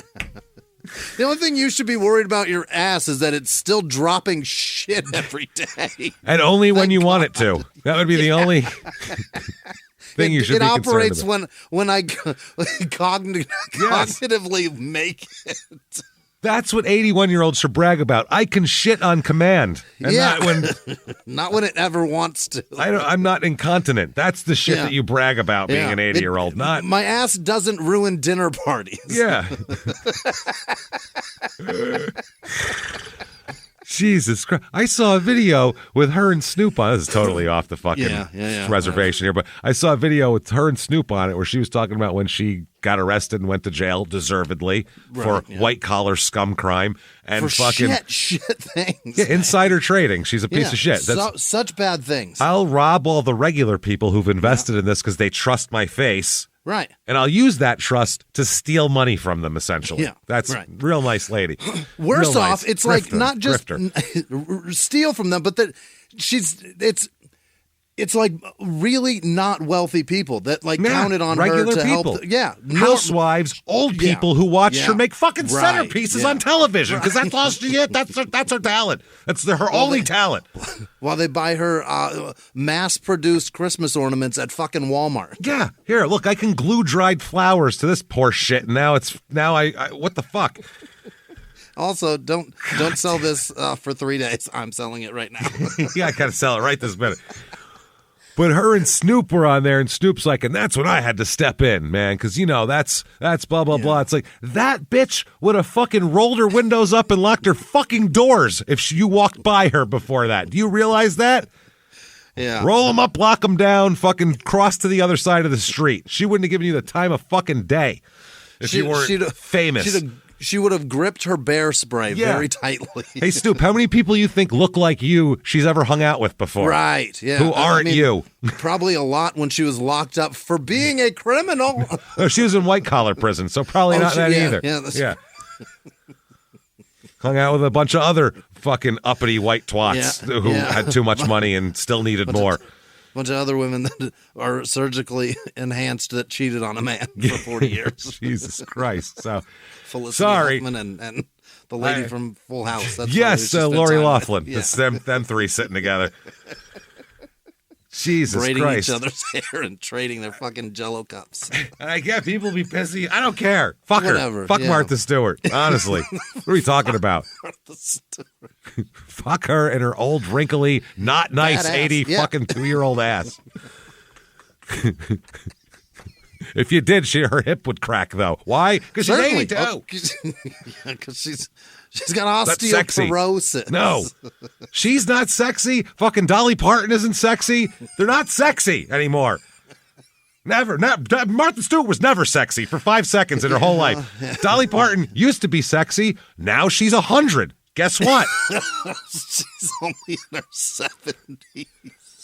She's had more surgery than anybody ever. She may as her well face be is 100, terrifying right now. It's not good. No, and I feel terrible because I love Dolly Parton. We all love Dolly Parton, but an amazing woman. Yeah, she's never fucking hurt anybody. Just be old. I feel bad that she feels she has to do that. You know what I mean? Yeah, you're allowed to be old. Just be old. You don't have to have a great ass when you're 85 fucking years old. Yeah, especially if you made yourself $50 million. Right, what the fuck do you care what you look like? Also, how did Martha Stewart? How did we let that woman be famous? She's got nothing. That's what I mean. She's so boring. Dolly's got talent. That's why we love her, because she's got talent and she's done things that are impressive and written great songs and all this. Right. Martha Stewart literally glued fucking dried flowers to shit and said, "You can put that on your table for Thanksgiving." It's the most boring. And then we all fucking the most boring way ever. We're like, isn't she hot when she's 81? Look at her with that. She did a photo shoot where she was in like a fucking bathing suit, and people were like, I don't care. Martha Stewart's smoking. What are you smoking? What the fuck are you smoking to think she's smoking? Tell you what, she's got a daughter that's half of her genes that's 30 years younger. She's not even smoking. No. It's like the smoke you see is coming off your crack pipe, sir. That's it. She's not the one smoking. You are. I think we rocks back. I think we beat on an 80-year-old lady enough, right? Kicked her right in her bad ass. Right in her old fucking vaginal meshed twat. Floppy ass. Take that. And it's fine to have a floppy ass when you're 80. Yeah, I hope I live to be 80 and have a floppy ass that goes down to the back of my knees. I pray for it. I've got one and I'm 43, but nobody's saying I'm sexy. Not for that. No. So, anyway, a passerby witnessed the arsonist lighting it, and then the house fire was reported a short time later here. A friend speaks out in support of accused arsonist is the title to the next article here from a couple days later. A good friend of former NHL tough guy Stephen Peat is sticking it out. Sticking it out. He's sticking his dick out, and get his neck out for him. He's speaking out on behalf of his longtime buddy who's charged with torching the Peat family home in Brookswood last weekend. If he did set the house on fire, there's not a lot to defend there. Yeah. He said, Stephen just really wanted to say that there are allegations and there are truths. Okay? What is it? Okay. Stephen and his dad are tight, and his brother is supporting him too. He said, Petey has a heart of gold. Petey. Yeah, and he said Petey. He said he'd support Pete in whatever path he needs to go. Now. Pete has been in jail since his arrest, but then he posted bond and he got out here. The fire broke out at the house just before 11 p.m. Police were called because somebody called and said, there's a guy trying to set a house on fire here. Officers learned that a domestic dispute between father and son in the home had taken place earlier that day, but was renewed later that evening. So apparently they fought earlier in the day, it fucking blew over, and then it fired back up again here. Yeah. So the father went to bed, and the basement tenant wasn't home. There's someone else in the basement that lives there. They weren't home, luckily. And they said at one point, they said they were searching for Pete, put out a brief description of him after the fire, and then he turned himself in. Mm-hmm. So that's how that works. He is going to plead guilty to this crime, as a matter of fact. Yeah. Yes, he's guilty. He's admitted causing a fire at the house. He's 35 at this point. Originally charged with arson related to an inhabited property, which he pleaded not guilty, and arson damaging property. Here, his dad's name is Walter. He was in bed when it started, and the firefighters extinguished the blaze, but the house and the vehicles in the driveway were severely damaged as well. Oh, so he got a flame going. Oh, he burned the motherfucker. He burned his house up. So they said investigators learned there was a domestic dispute, and that's how this all started. They said a pre-sentence report ordered for Peat, and then sentencing is scheduled later on. The maximum sentence for arson by negligence is 5 years in prison. That's what he's going to plead guilty to. Okay. Somehow here he is going to end up being sentenced to, you, sir, may fuck off 1 year of probation. They won't realize. I guess it's because of the plea. It's the plea, and I'm sure if his father said, please go easy on him, and he's the victim, I'm sure that has some weight to it, probably. I'm fine. Yeah. He's fucked up. He played hockey, Up there, they might appreciate a good head injury up there. They all play hockey, They also might appreciate a good apology because they're so kind. They're kind people. Well, you know what? Let's give him a pass on this one, pass, yeah. I figure he knows better now, right? Yeah. Shit, the guy's he's a pretty good guy. He's a good guy. He punches real good. Let's just let him. So late 2015, he spends time in a rehabilitation center on Vancouver Island as well. Yeah.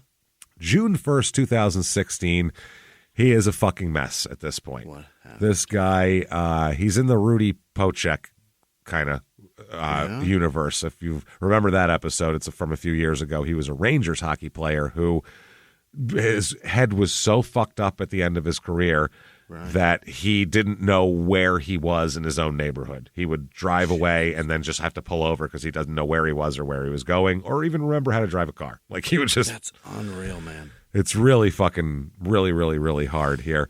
The panic that must set in when that happens is nuts, right? It's got to be. I would think that's got to be a horrible feeling. And I guess anger would come from that. You don't understand. And that would make you frustrated and irritated. So they're saying at this point, he is, they say that he's building, him and his dad are rebuilding their house, basically. Okay. Oh, yeah. Burned down. They're building a house. They said it was here in the back of the garage, Stephen said, where he left the blowtorch unattended. He said it was up there in the bedroom above where he was startled awake and escaped down the stairs. Within minutes, the 2-story house on a suburban corner, bought years ago with the money Stephen made in the NHL, was engulfed in flames and lit up the black sky and pulled neighbors from their homes. With a blowtorch? With a blowtorch. Christ. That's how you get a flame started, I guess. I mean, yeah, it's pretty well Some started. Accelerant. He said, part of me was like, I want to sit and burn with this house, he said. So part of him wanted to die in the house. He said, because I knew the consequences of doing something like that and embarrassing myself like that. It wasn't my first tragedy in life, He said, hold on, from this interview, by the way. He gives this line and then he says, hold on a minute, I got to go do something. His head hurts, so he wanted some Tylenol and a Coke from his truck. So he needs some Tylenol. The dad said that's how he is. He can't focus. He'll be cooking something, will answer the phone and walk away. I'm like, Stephen, you left the stove on. Oh, my God. He can't multitask anymore because his brain is mush at this point. It's not good. He said a couple of days earlier, Stephen missed a turn and got lost on his way to the recreation center where he goes every day. Yeah. See what I mean? That is what it's like to have fucking brain damage. And there's still people we'll talk about it on the Patreon episode, but Steve Austin still says, I don't believe in CTE. What the fuck is this then, stupid? You can't be, you can't be, don't believe it. There's not, I don't believe in gravity. You know what I mean? Well, I'm on the ground, so guess what? It's happening. I'm on the ground, and this guy shits his pants when the phone rings. So guess what? We're all... Doesn't really matter what we believe. It's what exists in reality. That guy, while sitting on the toilet, pulls his pants up mid-push because he heard the phone ring. He doesn't realize he's still. I mean, shit coming that's out a of my problem. Yeah, takes shit to the phone. Somehow CTE's become a weird political issue, and I can't stand that because it's not a political issue. It's a medical issue. Stop making everything political. Not everything's fucking political. You can if you make it that way, though. It is if you make it. God you can damn say it. anything is if you make it that way. So a couple days earlier, Stephen missed that turn. A week before, Walter heard muffled cries for help and found Stephen pinned underneath his pickup truck. He was fixing something but hadn't set the jack properly. What? He was pinned under his truck. And he didn't put the jack. Didn't do it properly. So Walter, who's the head saw filer at the sawmill in the suburbs of Vancouver, says that's a dangerous job. He says saw filer. He must be the guy like sharpening saws. Chainsaws or like. Wow, I don't know. Saw. It's at a sawmill, so I don't know what kind of saw they're using. It might be a giant, like a huge bandsaw or something. Bandsaw? Yeah. Jesus Christ! That's what I saw was like a huge giant bandsaw. Something that chops tree trunks. Fuck, man. Said he worries though that he said he barely recognizes his son anymore as a person, like what things he was doing, and he's just not the same guy.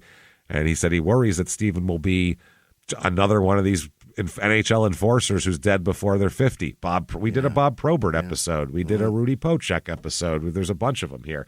Derek, Bob went down a pretty kick-ass way, though. Dying on a boat is fucking rock star. No, he didn't. He had coke in his underwear and all that shit. He had more fun with it. This guy's not having a lot of fun. No, this is bad. Bob was just acting like a wild teenager. Derek Bugard, Rick Rippon, Wade Bellick, Stephen Montador, and Todd Hewen are all NHL enforcers that died early. Wow. So they're like, NHL enforcers have like the post-career life of a wrestler, essentially. Yeah. Like an 80s wrestler. Ultimate warrior life. Yeah. So the Peats cannot be sure, but they presume that Stephen's problems are rooted in concussions. I would say, if his head doesn't work and he's been punched in it a lot. Yeah. They said that maybe someday, like the several dead enforcers and the roughly 100 NFL players who've been diagnosed with, hopefully that they'll be able to find it with CTE, and at least they'll know what the hell happened here, know what happened. But you can't accurately diagnose that till after death is the problem. Right, yeah, because you got to saw that brain open. Got to saw it open and fucking do it there and see how many rings are in there and count them. Yeah. It's a whole thing. So there's no coming back from that test. No, it's over with after that.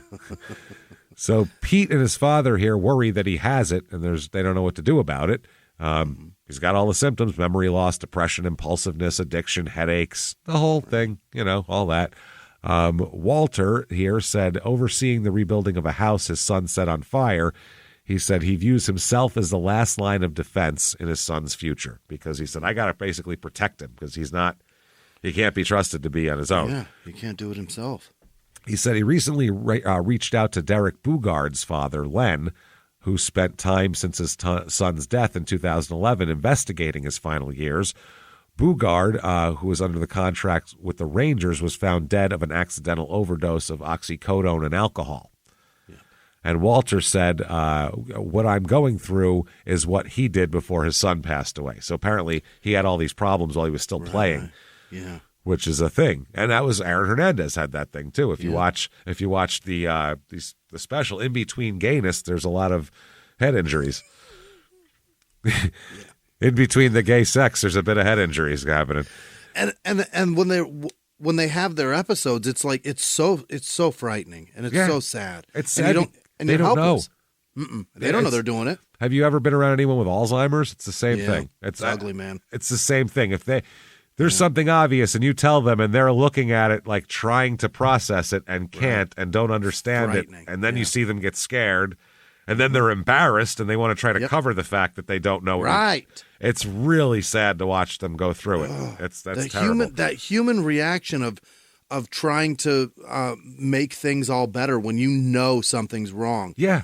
That social thing. That's scarier than It's that's so scarier than you, the disease. Yeah. Yeah, since you're a child that you don't want to be embarrassed, so you're immediately going to be like, oh yeah, you're going to try to get out of it. So and then when there's no way to get out of it, the like acceptance that this is a fucked up situation of everybody in the room that just witnessed it is, dude, it's humiliating. It sucks so much, especially for someone who had their shit together and felt like, that's hard. Was the matriarch of my goddamn family. And watching her decline, it hurts so much. It's brutal. It's the worst fucking thing in the world. So it's terrible. Now, he spent most of the year since his last time in the NHL from 2005 and 6 unable to hold a steady job and fighting off legal trouble. Now, we couldn't find... He had a bunch of little things. I'm going to go through some of his crimes he's committed in the last few years, but we couldn't find any documentation as far as a newspaper article that gave details of the arrests or anything. But a couple of times he had some bar and street fights since then. Sure. Yeah. There's currently accusations of theft against him, possession of stolen property, and resisting or obstructing a peace officer. Pete says his only involvement in the latest episode was as a driver who unwittingly gave someone else a getaway ride. Okay, how much brain damage do you have to have? Yeah, to give somebody your car? To give them he was driving, I think, a getaway ride. Mm-hmm. That's crazy. The headaches, he said, began about a year or two after his playing career ended. They often begin shortly after he wakes up in the morning and sometimes force him to stay in dark, quiet rooms, occasionally for days on end. Yeah, because the light's too bright. Fuck. Doctors and CT scans have been unable to diagnose the problem. He said, I can't sleep on my right side. If I do, it feels like someone who weighs 200 pounds is standing on my face right here. Really? His shit is fucked up. He put his hand on his left cheek and temple. They said, does he think the headaches are related to concussions or the fighting he did in hockey? He said, I don't know. The reason I assume is blows to the head. I guess the answer to that question is yes. Yep. Yes, you saying then? Yes. And then he turned his shoulder forward in a boxing stance, his left fist in front of his chin and his right fist cocked behind his ear. It was the position he took for dozens of on-ice fights. Yeah. They said, I'm a right-handed fighter, right? He said, all the blows were to the left side of my head. That's where all my pain is. Yeah. Because they'd grab him. And right. Yeah, he's getting drilled in the left side of the head by somebody's solid right. He's hitting at the same pace that he's getting hit. You can't defend that. He said, that's where all my pain is, so that's my uneducated guess. Well, yeah, if you get pummeled in the head in one particular spot, that's where it hurts. It hurts? Strange. What other blows have I taken, he said. Like, that's it right there. Could have been anything. Could have been anything, really. Maybe you're just allergic to avocados. Have you tried, gluten can really give you a lot of problems if you're allergic to it. Have you tried really cutting kiwi out of your diet? Oh, you never know. Try shellfish. That's a lot of problems for people. You never know. Maybe tree nuts. It's possible. Said over a lunch and a couple of beers, Pete did not look and sound like someone to fear. His cheerful voice is an octave higher than expected, and his sentences run without punctuation. He made jokes and smiled. He was in a good stretch. With a bit of paunch on his 6'3", 220-pound frame, he wore jeans, a white T-shirt, white Nikes, and a black Los Angeles Dodgers hat with a flat brim. So he's a douchebag. Okay. Yeah, a black one? A black one. Yeah, all black cap. I've seen a lot of those, the black Dodger hats. A few days of stubble almost overgrew a soul patch under his lip, like weeds overtaking a garden. Over 2 days at several restaurants, he was regularly surrounded by televisions showing hockey. It is Canada, after all, and it was the NHL playoffs. Yet Pete never paid attention. Yeah? Didn't give a fuck. So they said the number of NHL fights has dropped in half since Pete's last season to 344 fights this past regular season, according to hockeyfights.com. They said, hockey's been the greatest thing in my life, but it's also been the worst thing in my life, he said, Stephen. He said, it was great while I was playing, but what has it done lately? He said, my peers of enforcers have become statistics, and the NHL is in denial. And they all did. Every league denied it like crazy. He said they're liable. Well, you're just holding off having to pay hundreds of millions of dollars for as long as it takes, so you're not going to just do the right thing. Yeah. Do the right thing. This is fucking America. We don't do the right thing. We only do the right thing when it's forced on us by a judge under threat of prison. That's the only time we do the right thing. Well, this is also mostly Canada. The longer you hold it off, the more you're in arrears too. Like, what the fuck, man? Just take responsibility and fix it. It's ridiculous. He said this, quote, "They're denying that the job I did even existed, even though I sacrificed my quality of life, my well-being, and my future greatly by being there for teammates in the present." Yeah. They tried to say, like, we never really had an enforcer thing that happened. It wasn't a job. Meanwhile, it's everybody. Well, we need an enforcer now. That's GMs. He played winger. He didn't play enforcer. He wasn't. That's not a position. He said, "I don't think the coaches or anyone was thinking of me 10 years down the road when they were pushing me out there to fight. You know what I mean? No." Mm-hmm. He said, remember they actively, when Rudy Pocek was asking them, what's wrong with my head? They were like, no, that's not from getting hit in the head. Can't be. He said, you can get hit in the head as much as you want. That's not what hurts your head. Go out there and bang your head around. Don't worry about it. Fuck.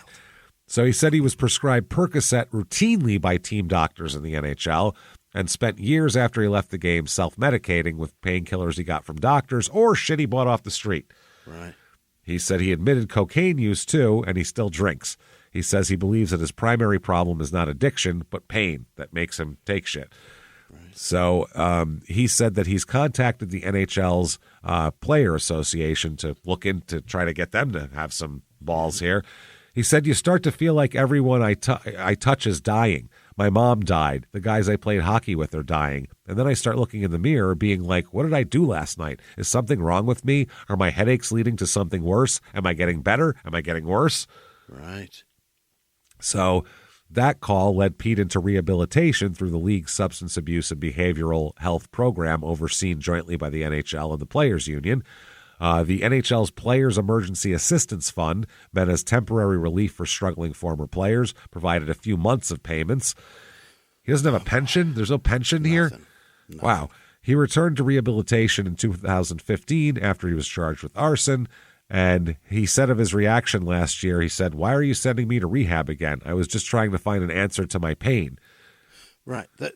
And what he's doing is self-medicating, which is trying to manage the pain. So then they're going to send him to rehab to stop all the things he's doing to mitigate being in pain. Still in pain. He's going to wake up and not be addicted anymore. And he's just going to re-addict because he's fucking in pain. Relapse is coming. It's coming. They said his father said they need to figure out the root cause of his pain, not just try to get him off the pills. Don't get him off the pills because that's keeping him from being in pain. It has to, And Stephen said that he viewed prescription pills as a last resort. He said, I know I can go grab 5 Percocets and sit around all day. That's just lazy. I know there are better ways. And he says he finds temporary relief in saunas and hot tubs, massages and acupuncture, but he struggles to be able to afford to do any of that shit. Right. He studied high-end shit. It's fucking constant acupuncture. That's got to be costly. Yeah. He said he studied natural remedies and diets, and when he feels the headache surging, he reaches for a Coke. He says sugar helps it too. Yeah. He said he keeps an O. Henry candy bars in the refrigerator as well. Uh-huh. And he said, I actually hate to admit, but have had to take the pills again. He wrote in a follow-up to the in-person interview saying his headaches have been awful since around the time of the interviews. He said just extra-strength Tylenols and Advil 400s, but it still scares me because that's how it starts again.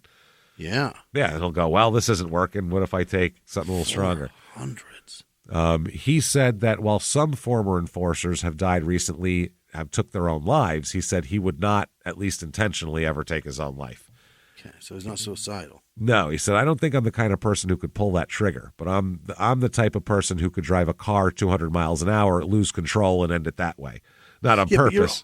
But you're also probably the guy that'll take 8 Percocet and drink a case of booze and lay down. And accidentally drop dead. Right. Yeah, like the other guy we talked about, like Bugard. Right. He said, I get reckless with my life. I think that points to the fact that I fought for my teammates and I was reckless with my own body. I had to self-sacrifice for teammates, right? And he says that he likes to drive his GMC pickup everywhere. He has a lot of anxiety. He doesn't like to share rides because he wants the freedom to leave at any time. He doesn't like to be stuck places. Feels like a cowboy. He's waiting for his father to meet him at a restaurant. He called him several times within an hour to check on his progress, even though the meeting time had not passed. Oh. His head's all messed up. Hey, buddy, where are you? He asked, calling his father either Buddy or Wally. He said he had admitted to sometimes waking up in tears. He often thinks that nearby parked cars are occupied by people watching him. Oh, Jesus. His head's a fucking mess. Yep. He said, I've been studying concussions, and some of the symptoms are things like anxiety and recklessness. Yeah, frontal lobe fucking damage. Yep. He said, I'm like, wait, I have all these symptoms. I wonder if I could get rid of the headaches if those other things will go away too.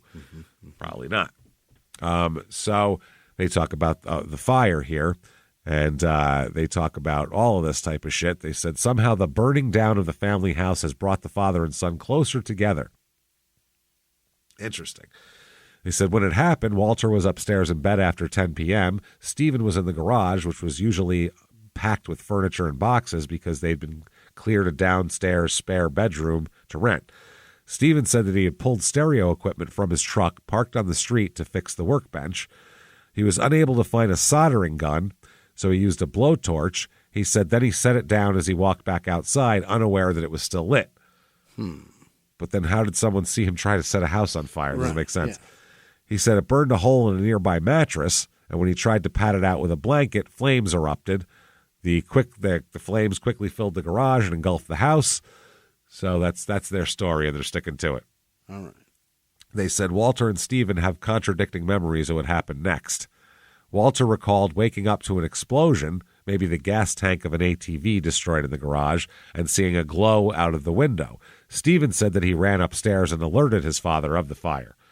I'm going to go ahead and believe the dad because I don't think Stephen knows how to get to his, the recreation center here. Walter remembers finding the family dog, Dawson, under the bed, carrying him downstairs, but he said he never saw Stephen. Stephen said that the two walked in the driveway with Walter screaming at him, "What did you do now, Stephen?" So that's what he remembers, and I don't know. Both dismissed news reports that said they were heard by neighbors arguing earlier in the day. The Peat said that Stephen was out of town all day and arrived home that night after Walter was in bed. Stephen disputed the account of a witness who said he saw Stephen intentionally setting the fire. Walter said he sided with his son. Stephen left the fucking scene on foot. He didn't stand there and wait for the cops, for the fire department to come, though. He stopped to direct a fire engine, unsuccessfully navigating the knot of suburban streets, he said. He went to a friend's house. Then he turned himself in a couple days later and was charged. Walter and Stephen were placed under a no-contact order and weren't allowed to communicate for weeks. And then Stephen went off to rehab. The house was fucked. It was gone. The tenant, who was not home at the time, lost all of his belongings, including his truck that was in the driveway. Oh, boy. And later sued Stephen Peat in court and was awarded $17,455 Canadian dollars. But Pete said he doesn't have the money to pay. No. I don't have that money, so you can sue me all you want. News that a former NHL player set fire to his father's house spread quickly, and in February, to avoid the publicity of a trial, that's why he said he pleaded guilty. And just didn't want more bad. Yeah, all the attention right. They said he's bounced between homes of friends and family, waiting for the house to be rebuilt. Stephen would like to work at a Harley-Davidson store where he can put his knowledge of motorcycles to good use.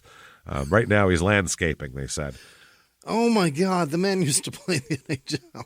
He's resorted to a 10-year-old boy's career. He's going to go around with a mower. Hey, mister. Can I cut your lawn? So it's hard to rebuild relationships when you're widely known as the NHL guy who burned down his father's house, he said. True, yeah. He said his best friend, it seems, is his dog, Dawson. Walter said Dawson's the one thing that actually pulls him out of it because he demands that you walk him. He's a little angel, that guy. And Stephen said, he calms me when my heart's really going. Sure. Which dogs are a calming, dude. When I'm on one, like my dog, Frankie, the doggo, she knows it, and she starts whining and comes over and fucking plants her chest in her head in my sternum and hugs me and does all this weird shit. She's an empathy dog. You've seen her. She's done that with you, too, when you've had a hard time. She climbs up on top of you like, no, I got this. She doesn't let you be pissed off. No. Well, there's no reason to cry. No, here. Come here. Let me lick your face. There you go. Look at that. Licked your nose. Better? Now you feel better, right? Right? Walter Peat is frustrated, he said here. He said he's frustrated that those close to Stephen have dismissed him as a troublemaker. He says he's not a troublemaker. He said he's mostly frustrated at the NHL and hockey at large for what he said basically the league put his son in a discard pile. That's it. Yeah. When his head was too fucked up to do anything anymore, they just threw him away. Trashed him. They said they are closely tracking the class action lawsuit against the NHL brought by players, saying the league concealed information about the dangers of concussions. He said, right now it seems like a losing battle, but I will spend the rest of my life standing up for my son, as I believe he's a very good young man who needs help. And Walter said, very sad that he has to resort to painkillers, alcohol, and whatever means he can find to deal with his pain. More than anything, he misses that twinkle in the smile, he said, that his son had. And he said he looks fine, but who can say what's going on in a brain-damaged head? Right. We've tried to answer that question many times on this show. And it's not easy. It's real difficult to answer. Yeah. So, Stephen, I mean, at this point, he could wander away, he could go anywhere, not know where he is for a minute. I mean, anything could happen here. Sure. I mean, one day he's on his lunch break, and he is hungry. He smells something good. Oh, boy. He opens up a door, and it's the shawarma man. Oh, my goodness. He's standing there. He's carving his shit off, and he says, how is it you've come to arrive here? Why are you here? You don't know? Well, why you come here, then?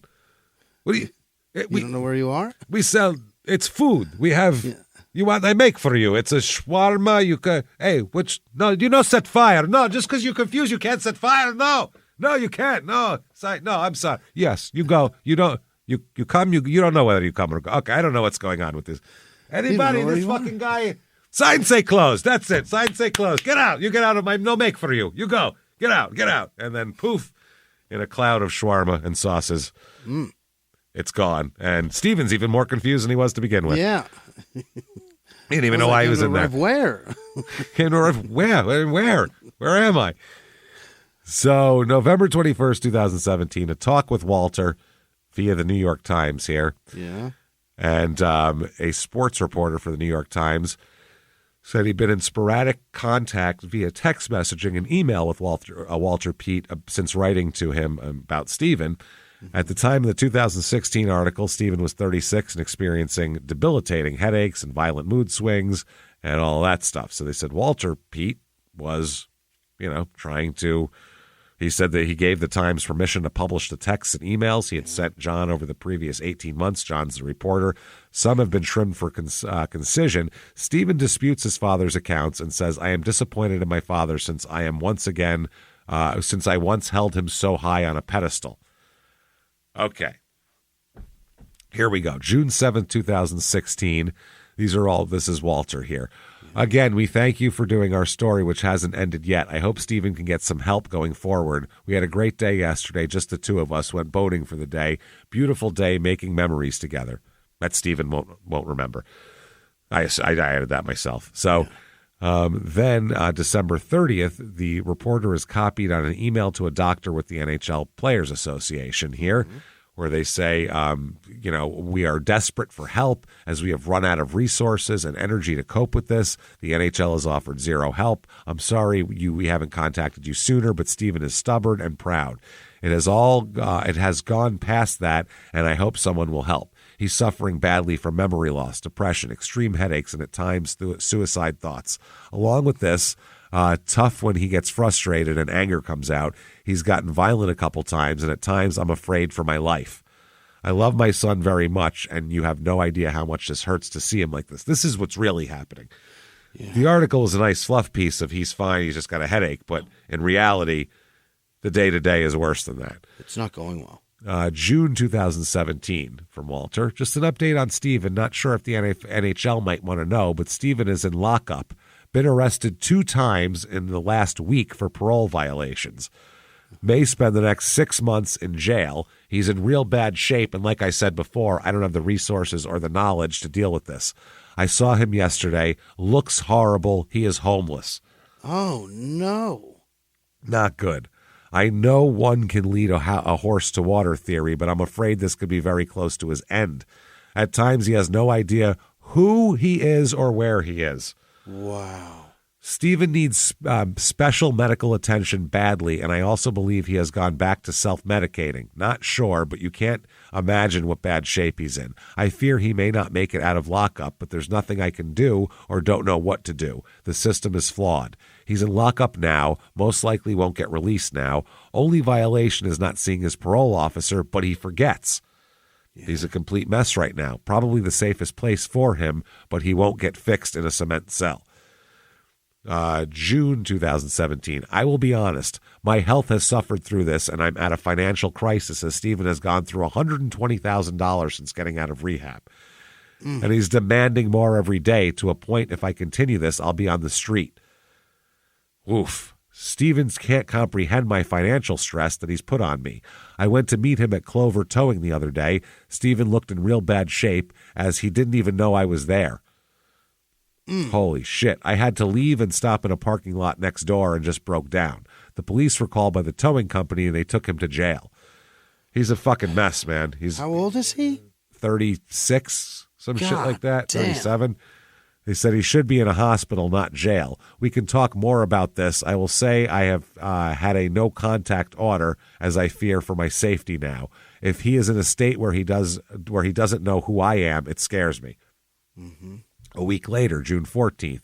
John, sorry for not getting back to you. It's been a real shit show with Stephen the last few days. I've been overwhelmed with just trying to deal with him. I will try to contact you when it settles down here. Thanks for your concern and interest. So November of 2017, Walter sends the reporter an email that he sent Stephen to a probation officer in June asking for a no-contact order against his son. He said, I think it's best that we do not have any contact at all, and if he needs to contact me, maybe a mediator or through you if possible. Hey, I'm just a writer for the Times here. I'm not getting involved in this shit. You need a doctor for that shit. He said, I need to step away and allow my son to hit his bottom on his own. Yikes. Oh, my God. And he's got to feel a level of guilt because he encouraged him, you know what I mean, at 14 to do this professionally. And he said he felt bad about it later. That was the thing. He said later on that he fucking said, shit, he was a straight A student, you know? Yeah. He said, I do not want any contact at all from this day forward, in all caps. So Walter sends John his response to a query from Stephen's probation officer. So this is the probation officer sent Walter something. Walter CC'd John on the response here. I'm not sure what there is to discuss. It seems like no one wants to help. Just rubber stamp things until my son dies. He's had no help from the NHL and what I can assume, no help from the government or law authorities. It is well documented that my son suffers from concussion issues and is treated like a common criminal. Yes, he's breaking the law, but what is the root cause? His doctors say he is doing drugs. Maybe he is, but why? Again, the root cause. It is very well documented that many of these players or people who suffer from concussion syndrome reach out for a solution, but end with drugs off the street to solve their problems. Right. He was a young man who had thousands of fans cheering for him every time he dropped the gloves, fighting for the Langley Thunder junior team, Calgary Hitmen, Red Deer Rebels, Tri-City Americans. Stephen played for the Washington Capitals for 4 years. One time he had 13 fights in 12 games. Oh, God. Bare-knuckle fights with big guys, some who are already dead now due to concussion-related injuries. Yeah, right. They just sent them out there. Everybody cheered, and the NHL went, oh, we don't do that anymore. We never had it. That's all crazy. Wow. Yet here we are trying to put Stephen in jail because no one has any idea what to do with him. Yes, my brothers and I have asked for a no-contact order as we are concerned about our safety, but at the same time, we love him and fear every phone call we get it is someone to tell us he's died. I'll tell you this, that John Branch wants to do a follow-up story. Sorry, misspelled it. Follow-up story, New York Times, and this story will have an ending. Sad. How do we write that ending is up to all of us. I've tried my best, and much like Stephen, have had had the door closed in my face. I'm 66 years old, sold my house to help. Oh, no. The second one, the last one burned down. Yeah. Running out of funds, and really, my health has gone south because of this. I've avoided talking to John Branch as it is very difficult talking about a lost cause. Many nights I cry myself to sleep trying to figure out a new plan, but no matter what I do, I wake up to an endless problem. His life is at stake. He used to be the most polite young man, straight A's in school, and now he can't remember why he gets up in the morning. Sincerely, Walter Peat. Okay, November 13th, 2017. Yeah, he says, "Hi, John. Thanks for replying. Not sure, but the fact that Stephen is deteriorating fast, living on the street, has pretty much zero help from the NHL, and my relationship with him has gone south. With his condition, he needs professional help, and I would suggest his mind has gone off the rails. I made arrangements for him to stay at my brother's, and both brothers are pretty much handicapped, but ended up being removed by the police for threats, etc. His mind leaves him lost at times." He can't even just stay with his uncles, man. No. Confused, aggressive, and I will be honest, he scares the shit out of me. And for that matter, my brothers, it saddens me to seem helpless as Stephen has accused me of interfering in his affairs. I have no idea how to tell this horror story, but I am sure there are many living this nightmare. I'm thinking that this may all come out one day, but my biggest fear is my son will not be with us, and as he even talks about suicide at times. Every time I get an email or an unknown number calling me about him, I fear the worst news. The legal system and medical system here only wants to paint him as a criminal or a drug addict. I would suggest both may be the case, but his situation has forced him to do whatever it takes to relieve the pain, anxiety, etc. from the headaches. Again, I'm a normal person who loves hockey, but to see what the game has become and the end result of the violence allowed on the ice. The worst is the fact that most sports teams are still in the dark as far as recognizing the health risks associated with many sports. The rule book must be rewritten.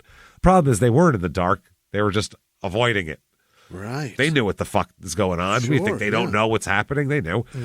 He said, right now I'm at a loss of what to do and who to turn to for help. Many nights I lose countless hours of sleep thinking that will happen, what will happen, and am I doing the right thing? There's so many people who prefer to put a paper bag over their head and ignore the fact that Stephen and so many other players suffer from these injuries. But the injuries don't just stop there. As emotional, financial, and in some cases physical injuries suffered by family members, I am living the nightmare of the movie Concussion. Mm-hmm. I honestly have no idea where to take this other than to keep telling the story, and maybe others won't feel so lonely as they are on a deserted island. He is so mad at me that it has come to yelling at me, making threats, etc. As really I was/am the only person left in his life trying to help, and many just look at him as just another person on the street and bum dumpster diving for food. John, I'm open to anything that may bring this into the open so people can see what hockey is breeding and where many of its players end up. It's so sad that Stephen had his own cheering section in Washington because he did like a little fan club because he's the enforcer. But now many of his fans have no idea or care what he's doing. Sincerely, Walter. So Walter then responds to John's request for permission to publish the messages he sent about Stephen. He said, I would personally not have a problem with that. Fact is, I feel like I am the one who has failed my son, and I feel like I have the ability to fix. I feel as if I has the ability to fix anything. That's what the message says exactly. This is something I struggle with every day. I will admit I have tears in my eyes as I respond to this, as Stephen is texting me right now begging for money. Says he can hardly lift his arms, and as he is so weak, starving, cold, but he blames me for all the things that have happened to him.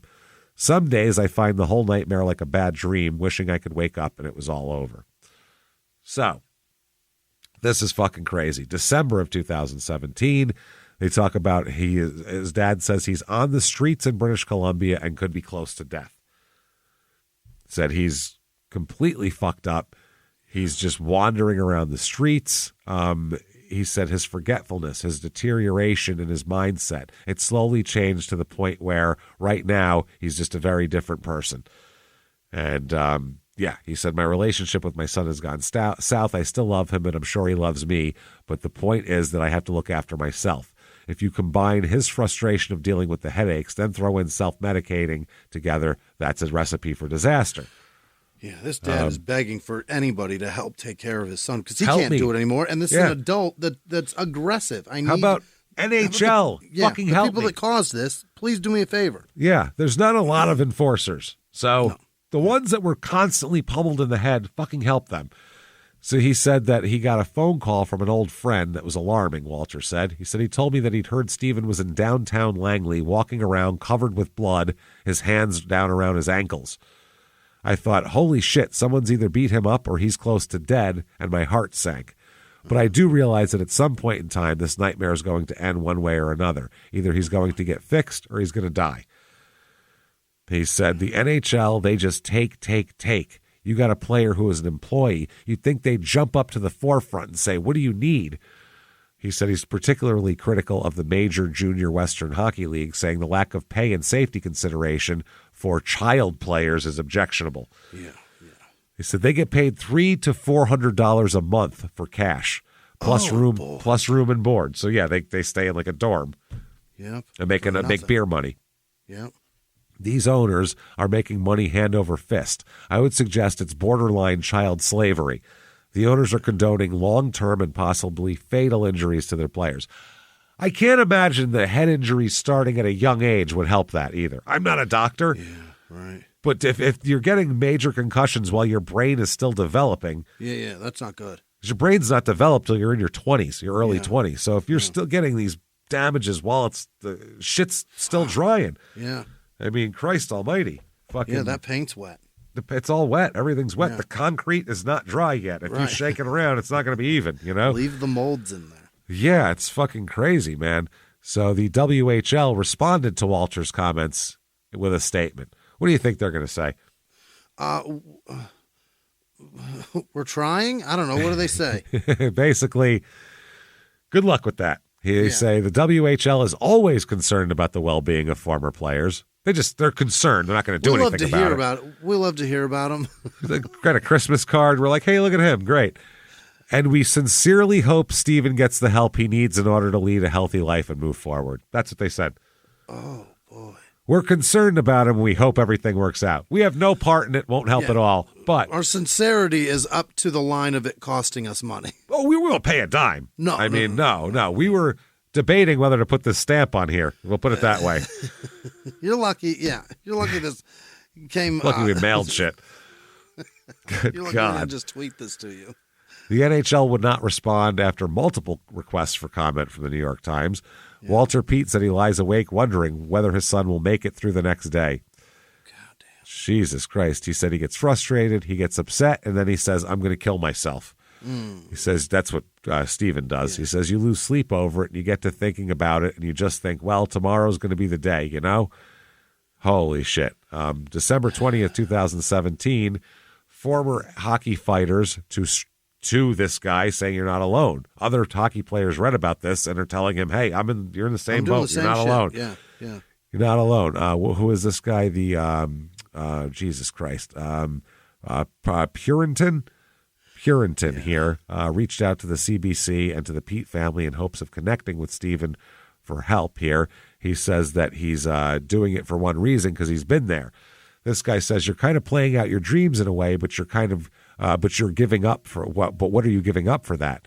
Unfortunately, some people are giving up their lives and their health. Former fighters can relate to the sadness and to the darkness. This guy says he's had significant challenges in his own life here. He's faced symptoms common with CTE, and he's had depression, drugs and alcohol. He even faced a burglary charge in the United States that could have landed him in jail for 25 years, this guy said. Right. He said it goes beyond hockey, too. This Puritan visited Pete at a rehab center in Vancouver when he was staying there in 2015, and he saw that. Puritan said he can help find Stephen the funding to go into treatment, but he has to want to go. He's like, I can raise the money for him, but he doesn't want to be there. It's not going to help. Yeah, right. He said, I support him and I'm here for him, and I can't give advice. I just have to be open and go listen to him. I got his back, and I just want him to get well. Now, Riley Cote, I wonder if that's related to Patrick Cote, our guy that we did who's tried to escape from prison with a helicopter. That guy was hilarious. Was a fearsome fighter for the Flyers between 2006 and 10. Now he's the co-founder of Athletes for Care, an organization that advocates for medical marijuana use for current and former athletes. I can get behind that. He's also reached out to Stephen and Walter in hopes of helping. This guy says he's not alone, and there's a huge group of people who would love to offer him support. There's hope for everyone. He's in a dark place right now, and there are people around who are willing to help him get out of this funk. James McEwen fought 200 times in his hockey career and was recently featured in a CBC story about fighting in junior hockey. He believes there's still plenty of hope for Pete. He said, my message is that healing is possible, and no matter how tough things are right now, it's possible to bounce back and come out of this. Actually, medically, it's not. Your brain doesn't impossible. heal. It doesn't heal at all. It's over. He can heal and become balanced and strong again. No, you can't. No, you can't. Like the CBC, the former fighters have reached out to Stephen directly via text and email. He sometimes replies, but then goes weeks or days without responding to follow-up messages. Oh, boy. And that's one of those I can, Junior Seau. Explain that then. He was a balanced, regular guy. Couldn't get out of it. Had to kill himself. One of the sweetest people on the earth from everything I've ever heard. I think he only was aggressive with his wife when he was he had upset. some kind of something. Yeah, he had something happening. There was some domestic shit, but I think that was probably from frustration. I think that was after his brain. Yeah. Yeah. That was the frustration of not knowing where he was at. Fuck yeah. So December 28th, 2017, they finally get a hold of this guy, Pete. They have an article, and they said it's hard to get a hold of him. He'll reply to some of your messages and completely ignore others. He says he will see you at Tim Hortons in 15 minutes, but then show up an hour and a half late, stuff like that. Yeah. When he finally does show up, though, frustration gives way to sympathy. How can it not? After slurping down an iced coffee and inhaling a chocolate-glazed donut, the broad-shouldered 37-year-old, once known for his explosive fights on the ice, hunches over the table and rests his head in the palms of his thick hands. His eyes flit left and right as he recounts his daily struggle to deal with the headaches, memory loss, and anxiety.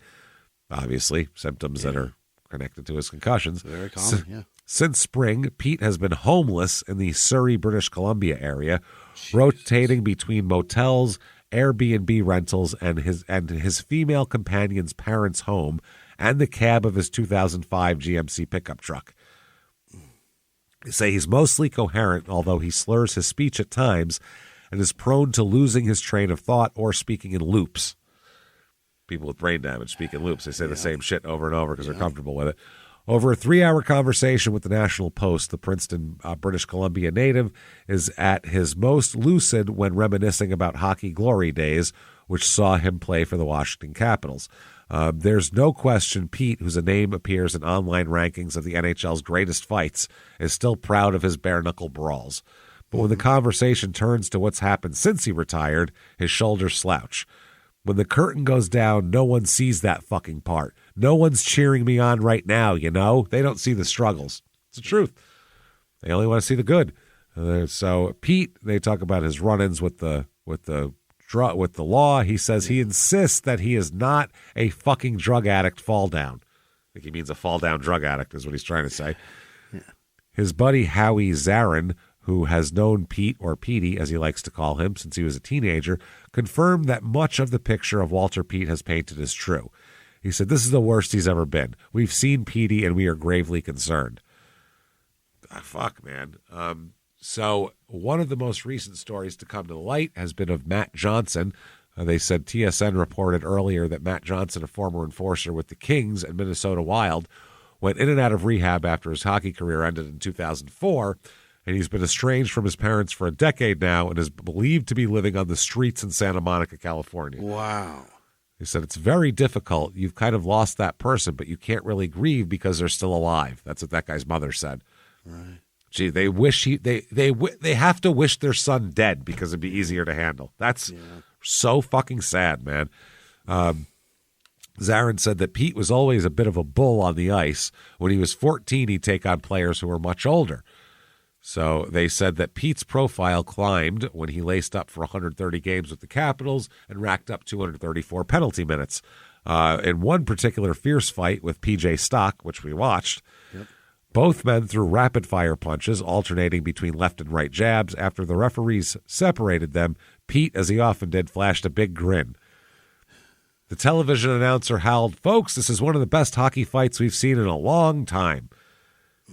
And in December 2005, Carolina announced they had acquired Pete for his, quote, toughness. Yep. Still, that's wild. In 2009, with the online forum hockeyfights.com, Pete praised the technical fighting prowess of Donald Brashear, but dissed those enforcers who are pretenders, and you all know who they are. They said such bravado isn't immediately apparent these days. Pete walked through the doors of Tim Hortons on a recent Thursday night, sporting the same stocky build from his enforcer days, but with a halting step. He seemed unaware that his jeans had slid well below his waist. Oh, no. Pants are falling down. He was accompanied by a female friend who called herself Pete's protector, his mama bear. I also saw a little boy that was hurt, and kind of lost, she said. Yeah. At times during the interview, Pete's eyes rolled to the back of his head as if he was about to doze off. At one point, he grimaced in pain, causing nearby customers to turn their heads, and his leg cramped up. He's a mess. Mm-hmm. For several minutes, he conducted the interview while bent over in his chair. I don't know what it does, but it somehow gets more blood to my head. Helps me a bit. Gravity. It's Gravity. It's pulling the blood up there. But when the conversation turned to his hockey career, it was as if he was a different person. He was amped. There was a sparkle in his eye. He said, not to toot my own horn, I was a pretty tough guy. I knew how to make a presence on the ice and how to make guys scared. It's the only place in this world that allows you to go ape shit like that. Yeah, they love you for it. They love you for it. Pete said when they were showing the crowd after those fights, Yeah. standing ovations, screaming, Crazy. cheering, nothing. You could score 3 straight goals on 3 straight times down the ice. They wouldn't cheer for you like that. Not like that. So he said that he started noticing problems toward the end of his hockey career. He remembers being sent to the penalty box and not being able to see clearly across the ice. Wow. And also suffering from sensory overload, sort of like being in a swimming pool with a bunch of screaming kids. Right. He said, deep down, I was a little fucking scared. You're out on the ice, people are whizzing by you, and you're feeling off. After retirement, he wanted to become a realtor, but he wasn't able to pass the required course, even though he tried to take the test twice, which is a lot to remember. Yeah. He's held down brief jobs in construction and at a Harley-Davidson repair shop, but constant headaches make it hard for him to focus. Oh, and it's so loud in those Harley shops. Jesus Christ. Constantly loud. Some days I get up and it's a struggle. I'm paying the price for it. He said, this is, he talks about the text with his dad and all that kind of thing. So everybody's so fucking worried about him. And, strangers who are compelled to send words of encouragement. Like on Facebook, he said friends and family have reached out to him, and people will say, dude, if you see this, there's help available, I'm sure, praying for you. Well, that doesn't tell him where to go, though. Oh, pray for him, though. I'll pray for you, though. That I got covered. So in case that works, we're all good. Yeah. We got that shit. Pete acknowledged rehabbing or relapsing after his last rehab stint at the Edgewood Treatment Center in BC, but insists he's been clean since October 2016. He also said his regimen now consists of Cipralex and Seroquel, which are designed to treat anxiety and depression. Yeah. Seroquel's strong. I mean, that's good probably, and Advil for his head. Okay. He said he's also taking a liking to naturopathic remedies. His female friend said she's tried hard to prevent him from using painkillers and street drugs, but sometimes loses track of him and worries he's influenceable. Yeah. As for those reports of him walking down the street covered in blood, must have been a mistake, he says, noting that he has a white T-shirt with red writing on it and a shoulder tattoo of dripping blood. Okay. Yeah, but nobody Covered saw in your blood. shoulder tattoo and thought that, come on. That's what I mean. He said there's a logical explanation for every one of these bullshit stories. Asked where he got the gash on his chin, he says it's from moving furniture. Mm-hmm. Before he agrees to have his photo taken, he applied some makeup to cover the wound. Didn't want to have that on his face. He said the allegations he had verbally threatened his family were misconstrued, jokes that were not to be meant to be taken literally. Right. I'm breaking balls over here. They're taking this shit seriously. However, Zarin, his friend, said Pete has a lot of pent-up anger and is prone to mood swings. He said Pete's due back in court in January to answer charges of uttering threats and breaching terms of his probation. Pete went on to accuse his father of hoarding money from the sale earlier this year of the home they had rebuilt after the fire, even though he had shared much of his hockey earnings with his father and late mother. He said, I hate going back to my dad, but he's the driving force behind why I'm struggling. The person that was my best friend and my buddy, my father, has disappointed me so much. And the poor father is just, he doesn't know what to do. He's out of ideas now. Yeah. He said, Walter said he knows his son is furious with him for going public with the struggles, but he said, I personally have no idea what to do. He's trying to fix his life himself, and in my opinion, it's a recipe for disaster. He declined to talk about the financial support he's given Stephen, but he did say that he's given him $120,000. God damn it. It's so much money. Holy shit, they say the NHL and NHLPA have substance abuse and behavioral health programs to assist players and their families with the appropriate treatment to address the issues they're experiencing. While Pete was in the washroom, his female friend shared that he's received several $1,000 from the league's emergency fund in recent months, but blown it on some silly things such as gadgets for his truck. Mm-hmm. Asked if she was concerned whether Pete might harm himself, she replied, not on purpose. Wow. Zarin, the friend, said he worries Pete's still abusing drugs and alcohol and that he could wind up dead if intervention doesn't come soon. He's convinced rehab is not the answer, however, and that the root of his problems lies in his head. Petey needs to know that his friends, his real friends, are here to help him. No one's turning their back on him. Right. Pete told the Post he's open to receiving help. He said, I've always been self-reliant. For me to accept help of others is new to me, but I'm learning it. Then, minutes later, he said, quote, I don't trust anyone right now. So, who knows? He's a mess. Then there's an article talking about how he lives in his truck and facing an uncertain future. This is in February of 2018. No fixed address. He couch surfs, sleeps in his car. He's a fucking mess, is what it is, basically. Memory loss is getting worse and worse. He hasn't been diagnosed with anything because they need a postmortem autopsy for this. But a study in the Journal of Neurosurgery by Dr. Bennett Amalu, that's Will Smith's character in the movie Concussion, shows that CTE diagnosis in the living may soon be the norm. You might be able to see it soon. Oh. Which would help. I don't know how you would treat it, but the first step to being able to treat it is to being able to diagnose it, I would think. Right. Then you can work on treating it.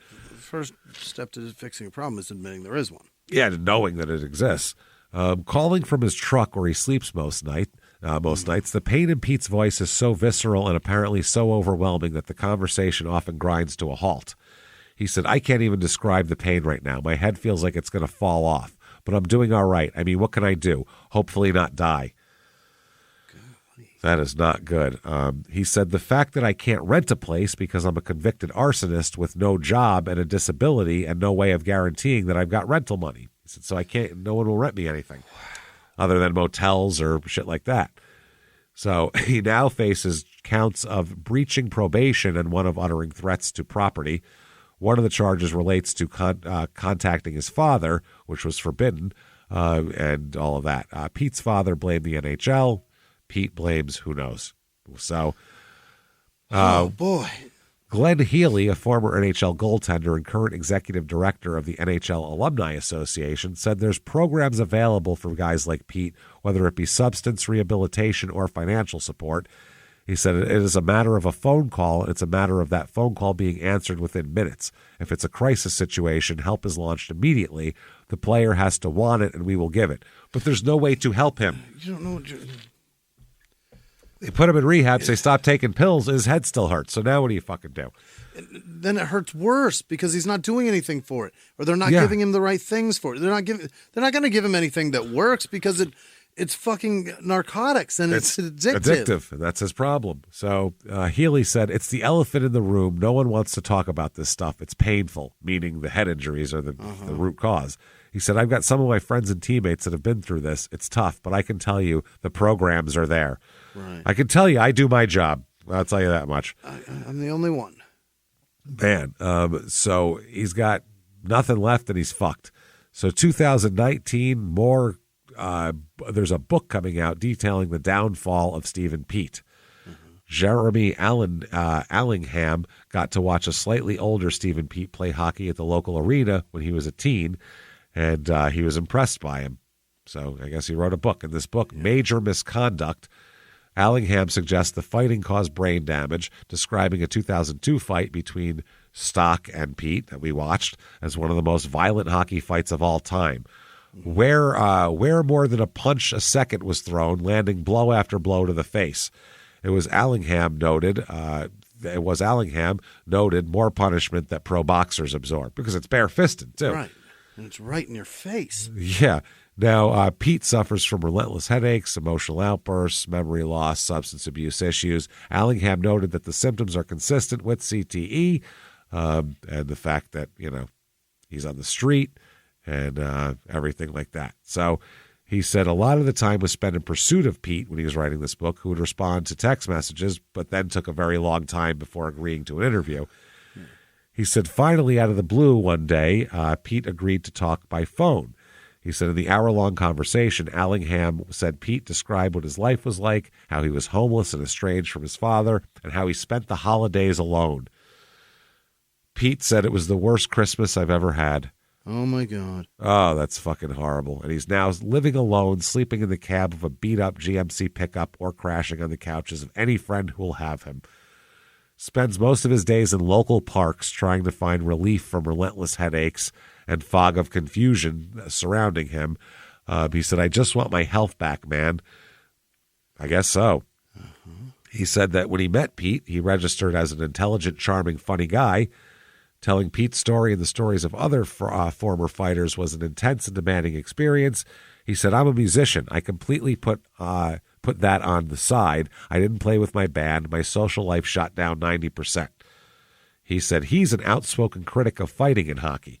He said, while the number of fights has fallen, it's still too high. He said there's about a 1 in 5 chance you'll witness a fight in an NHL game. So there's a fight every 5th game about. Mm-hmm. In the 2018-2019 season, that worked out to 226 bare-knuckle fights. A lot of them, though, no blows get landed. Yeah, a lot of the fights are you're pulling your jersey, somebody hits it, he hits on top, or he hits over his shoulder, and then it gets, something like that. They're not all standing there, blows. This, Jesus. But also guys fall and hit their heads on the ices, too. On the ice. Yeah. The ices. They hit on all the ices. Several ices, yeah. Holy shit. Allingham believes there's still hope for Pete to get the help he needs and possibly to become healthy again. Jesus Christ. These guys have it fucking shitty, man. I mean, that's really tough. Hoping. Yeah. That's really tough. I mean, you got to feel bad for these guys. I do, anyway. I mean, I feel bad for Stephen. I feel bad very much for Stephen. I feel bad for all these people, Jimmy. But not nearly as bad Pete's are there as I feel for Stephen Peat, owner at a McDonald's in Gilroy, California. Oh, poor bastard. McDonald's franchisee. He went to college, too, California State University, East Bay. Oh, yeah. To fucking own a McDonald's? Why? Okay. He's owned it since 1993, this McDonald's. Okay. Stephen Peat, Chief Financial Officer at Tedrack Capital in Dublin, Ireland. Yeah. There you go. And then Stephen Peat, industrial electrician at Balfour Beatty PLC in the United Kingdom as well. And that's it. Now, August 30th, 2024, it comes out that somebody got hit by a car. A pedestrian is in critical condition after being struck by a car on the Langley bypass. So they said the RCMP is currently on the scene investigating an early morning motor vehicle collision. They said that frontline officers responded to the area, and after a car struck a pedestrian, the car was traveling westbound on the Langley bypass as the pedestrian was crossing near Quantland Crescent. The car collided with the 44-year-old pedestrian who was transported to a hospital with critical life-threatening injuries. The driver of the car remained on the scene to speak with police, and anyone who may have witnessed it, call this number, is what they're saying. Then it turns out they think that had to be him. That was August 30th, 2024. Then that doesn't come out until that it was him until 2 weeks later, September 11th, 2024, when he dies. Who dies? Stephen dies. Stephen's dead. He was the pedestrian? Stephen died last month. Oh, my God. He died a month ago. That's September 11th, 2024, he died. On the streets of Langley? You got hit by a fucking car, this poor guy. Oh, my God. Yep. It's fucking horrible. That sucks, man. He said his friend Zarin there, Howie Zarin, said, we just want to make sure people know that Petey was a good person. People always want to home in on the struggles, but he was a good person. He had a lot of buddies that were trying to support him. He, I guess, had died from the injuries of being struck by a car. They said it didn't become public until he died, that it was him that got hit by a car. Oh, Jesus. So it's very fucking sad. The National NHL Alumni Association confirmed that, he died and said due to injuries in a tragic car accident just over 2 weeks ago. That sucks, man. What the fuck? That really sucks. They said, Howie Zarin said he was a protector. He didn't like teammates being pushed around, so that's why he got into so many fights, and that was his job. And Zarin's a longtime youth football coach, well aware of CTE, and CTE is understood, obviously, to be fuck everybody up here. So he said, I wouldn't say because they said Pete didn't regret the hockey path he'd taken, but wished he had gone about things differently. That's what Zarin said. Zarin said, I wouldn't say regret, though I think as he got older, he wished he was a little smarter about how he went about it. But he also told me, I got to protect my teammates. That's the game. So Zarin said he would go around Langley looking for his friend every 6 weeks or so, and he said he was usually able to track him down. He would bring him some food, and they would chat. So he said he still had his wits about him. Even at his darkest hour, he could talk the pants off somebody. Man, sometimes he would hear that Pete was going up to visit another friend who lived near Zarin, so Zarin would leave Gatorade and granola bars out by the street for his friend to pick up, and he always did. Like a stray cat? Like a fucking cat. I was just going to say, like a stray Labrador. A little like knowing the bear is always going to come past, he said. He'll grab that. The Capitals extend their heartfelt condolences to the family of Pete, saying our thoughts are with his loved ones during this difficult time. They? That's terrific. Good for you. Thank you for thinking of him.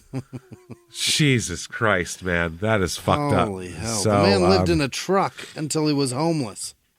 He lived in a truck until he got hit by a car because he was so fucked up. We feel real bad for him. Can't get enough of Stephen Peat? Well, here is a Stephen Peat autograph, $98.99 Bowman CHL draft prospect rookie card on eBay for $22.99. It's autographed and everything, so that's pretty cool. That's not bad. And then there is Stephen Peat rookie card autograph also here, card on the Washington Capitals. It's $11.99 Canadian, even less American. Look at that. Right. Stephen Peat autographed signed 2002-03 Washington Capitals Be a Player golf card. He's in shorts and a polo shirt and has a driver, and he's lined up with a golf ball. That's a trading card? That's a trading card. A hockey player in a golf pose. Hilarious. Autograph, $30. So $30 for a Stephen Peat autograph, basically. I think we should acquire one of those. So there you go, everybody. That is Stephen Peat. What the fuck? I mean, not the most crime, but a real fucked up story and just really, a mess. The vast majority of his crime brought on by not knowing right from wrong. Being fucked up in the head, having brain damage. The guy's got fucking brain damage. They got to do something with this shit. I don't know what you could even do. I don't know what the solution is. I mean, I guess their solution now is slowing down the amount of fights that are in hockey. But these sports, there are guys that are fucked over now. Hockey, football, and even soccer, where that's one of the highest ones of it. You can't play the game without the head injuries. You can't. It's impossible. You can't play football without head injuries because it's not just the hitting the head on the ground or taking a knee to the head. It's also the whiplash of the brain. The stopping after and they've also gone with football getting the fastest motherfuckers on the planet. So they're flying down and even if you wrap them up at the waist, that stop slams the brain into the skull. The guys, you can't get a guy who's 6'4", 260, and he runs a 4.45 40. That's insane. He's dangerous. You can't, you know what I mean? But I mean, what do you do? Tell a guy you're too athletic to play in the NFL? Hit softer? Just let them know this is bad for you. They all know it now. It's going to be real, real bad.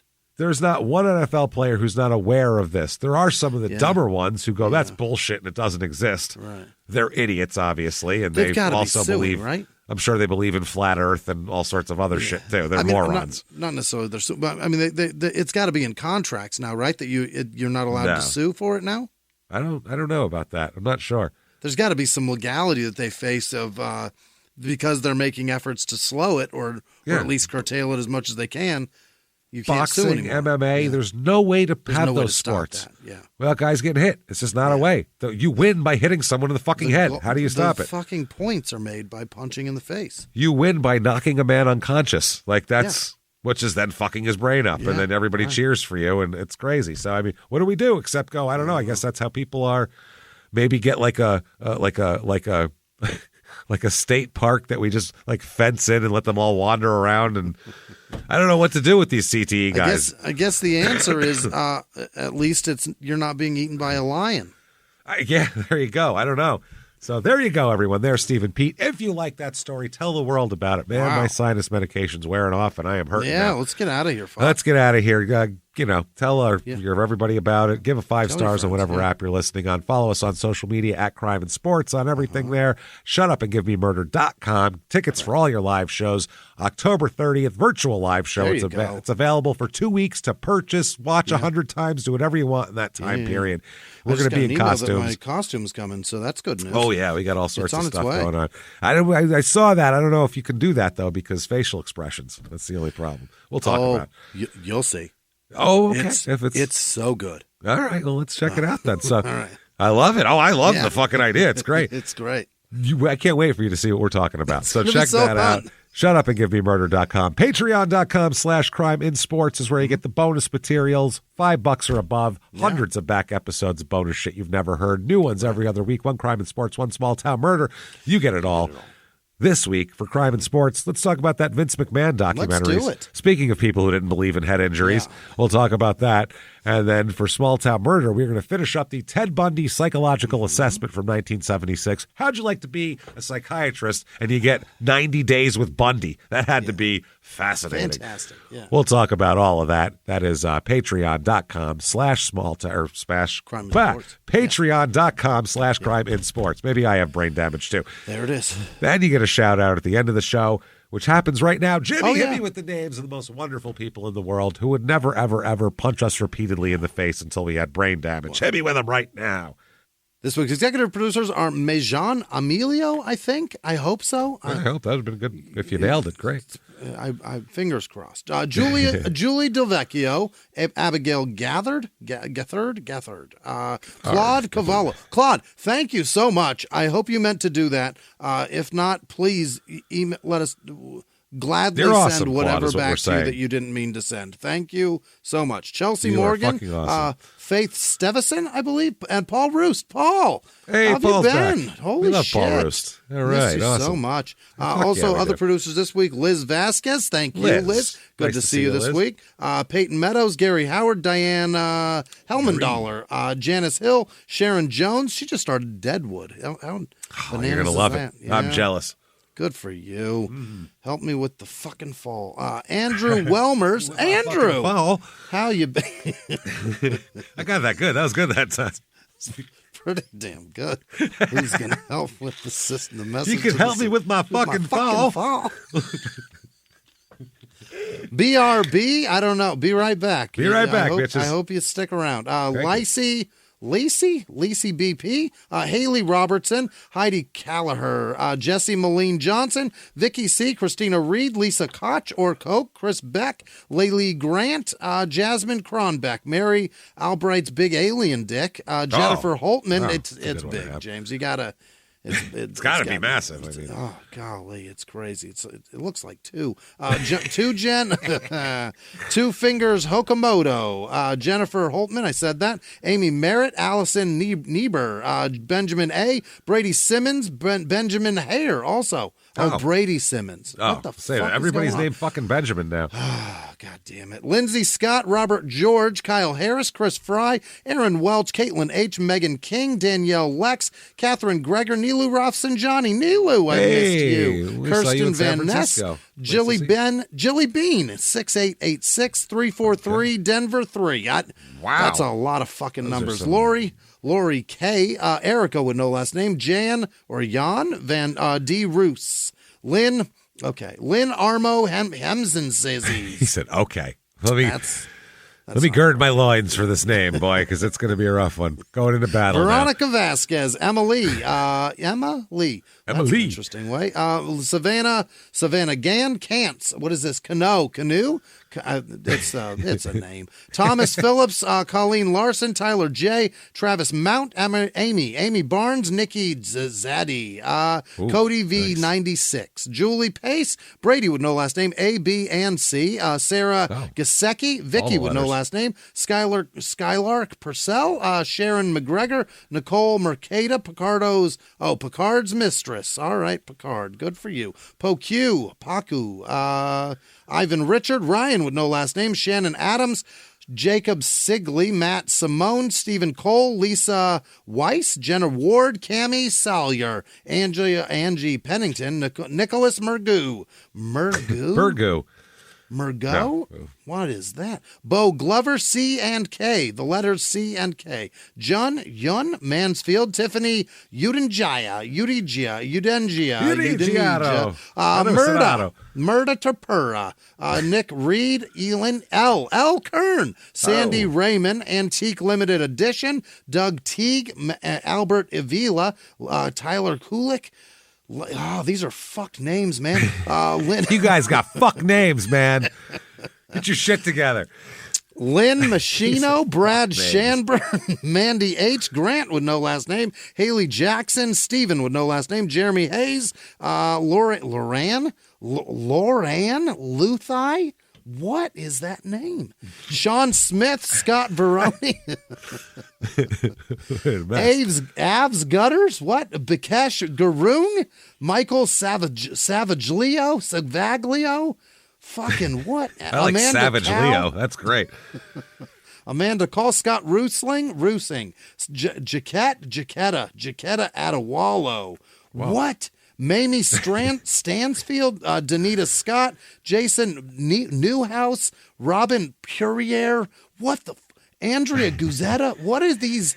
What is that? Todd Becker, Deborah Hevlin, Lisa Smoot. That's fucking easy. Bob with no last name. Jen with no last name. Emily Davis, Christy Phillips, Garrett Geisey, I think. Steph with no last name. Jason Travis, David Spear, Jupy, is that a name? McKenna with no last name. Douglas Wyrick, Russ Mann, Tammy Knox, Maria Taylor, Danny Sotil, fucking Andrew Heigl, Higley, Samantha Timms, Brittany Parker, Elliot Natrika, I think, Abigail Walker, Lou Sisoli, Rhonda Hugh Herford, Courtney Ochoa, Audra Bodemer, Gloria D. Jane with no last name, Tracy Smith, Tina Helton, Kimberly Swartwood, Julia Barons, I don't know, Stephanie Channels, Kyle with no last name, Tiffany Shady perhaps, Robert Sweeney, Allison Aarons, Angela with no last name, Summer Teed, Tyed, Thadee,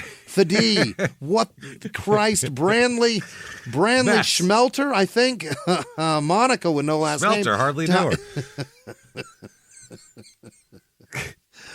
Tyler Hyatt, Takahashi, Takahashi. Cool. That's cooler than anything. Sounds like he invented a Nintendo game. I love it. I can't even do it. Kurt Scheid, Sydney Engler, PAG 2975, Chelsea Harrison, Josh with no last name, Adil Ali, Benita Rupe, Diz Hart, Alacona is with no last name. I don't know. Robert Fiske, possibly Fisk. Carlton had the same name. Charles C.R., Hannah with no last name. All of our patrons, especially the easier names. You guys are the best. Thank you so much. Thank you so much, everybody. We really appreciate it. And from our more difficult name Unbelievable. people. I feel for you because Jimmie would never be able to pronounce mine if he didn't know me. So it's fine. Yeah. Thank you for all that you do for us, honestly. You want to follow us on social media? Very easy to do that. Yeah. We will be, you can drop down menu at shutupandgivememurder.com. Follow us. Keep coming back, hanging out with us each and every week. And we're going to keep coming back. You can't stop us here. Live from the Crime and Sports Studios. We will see you next week. Bye.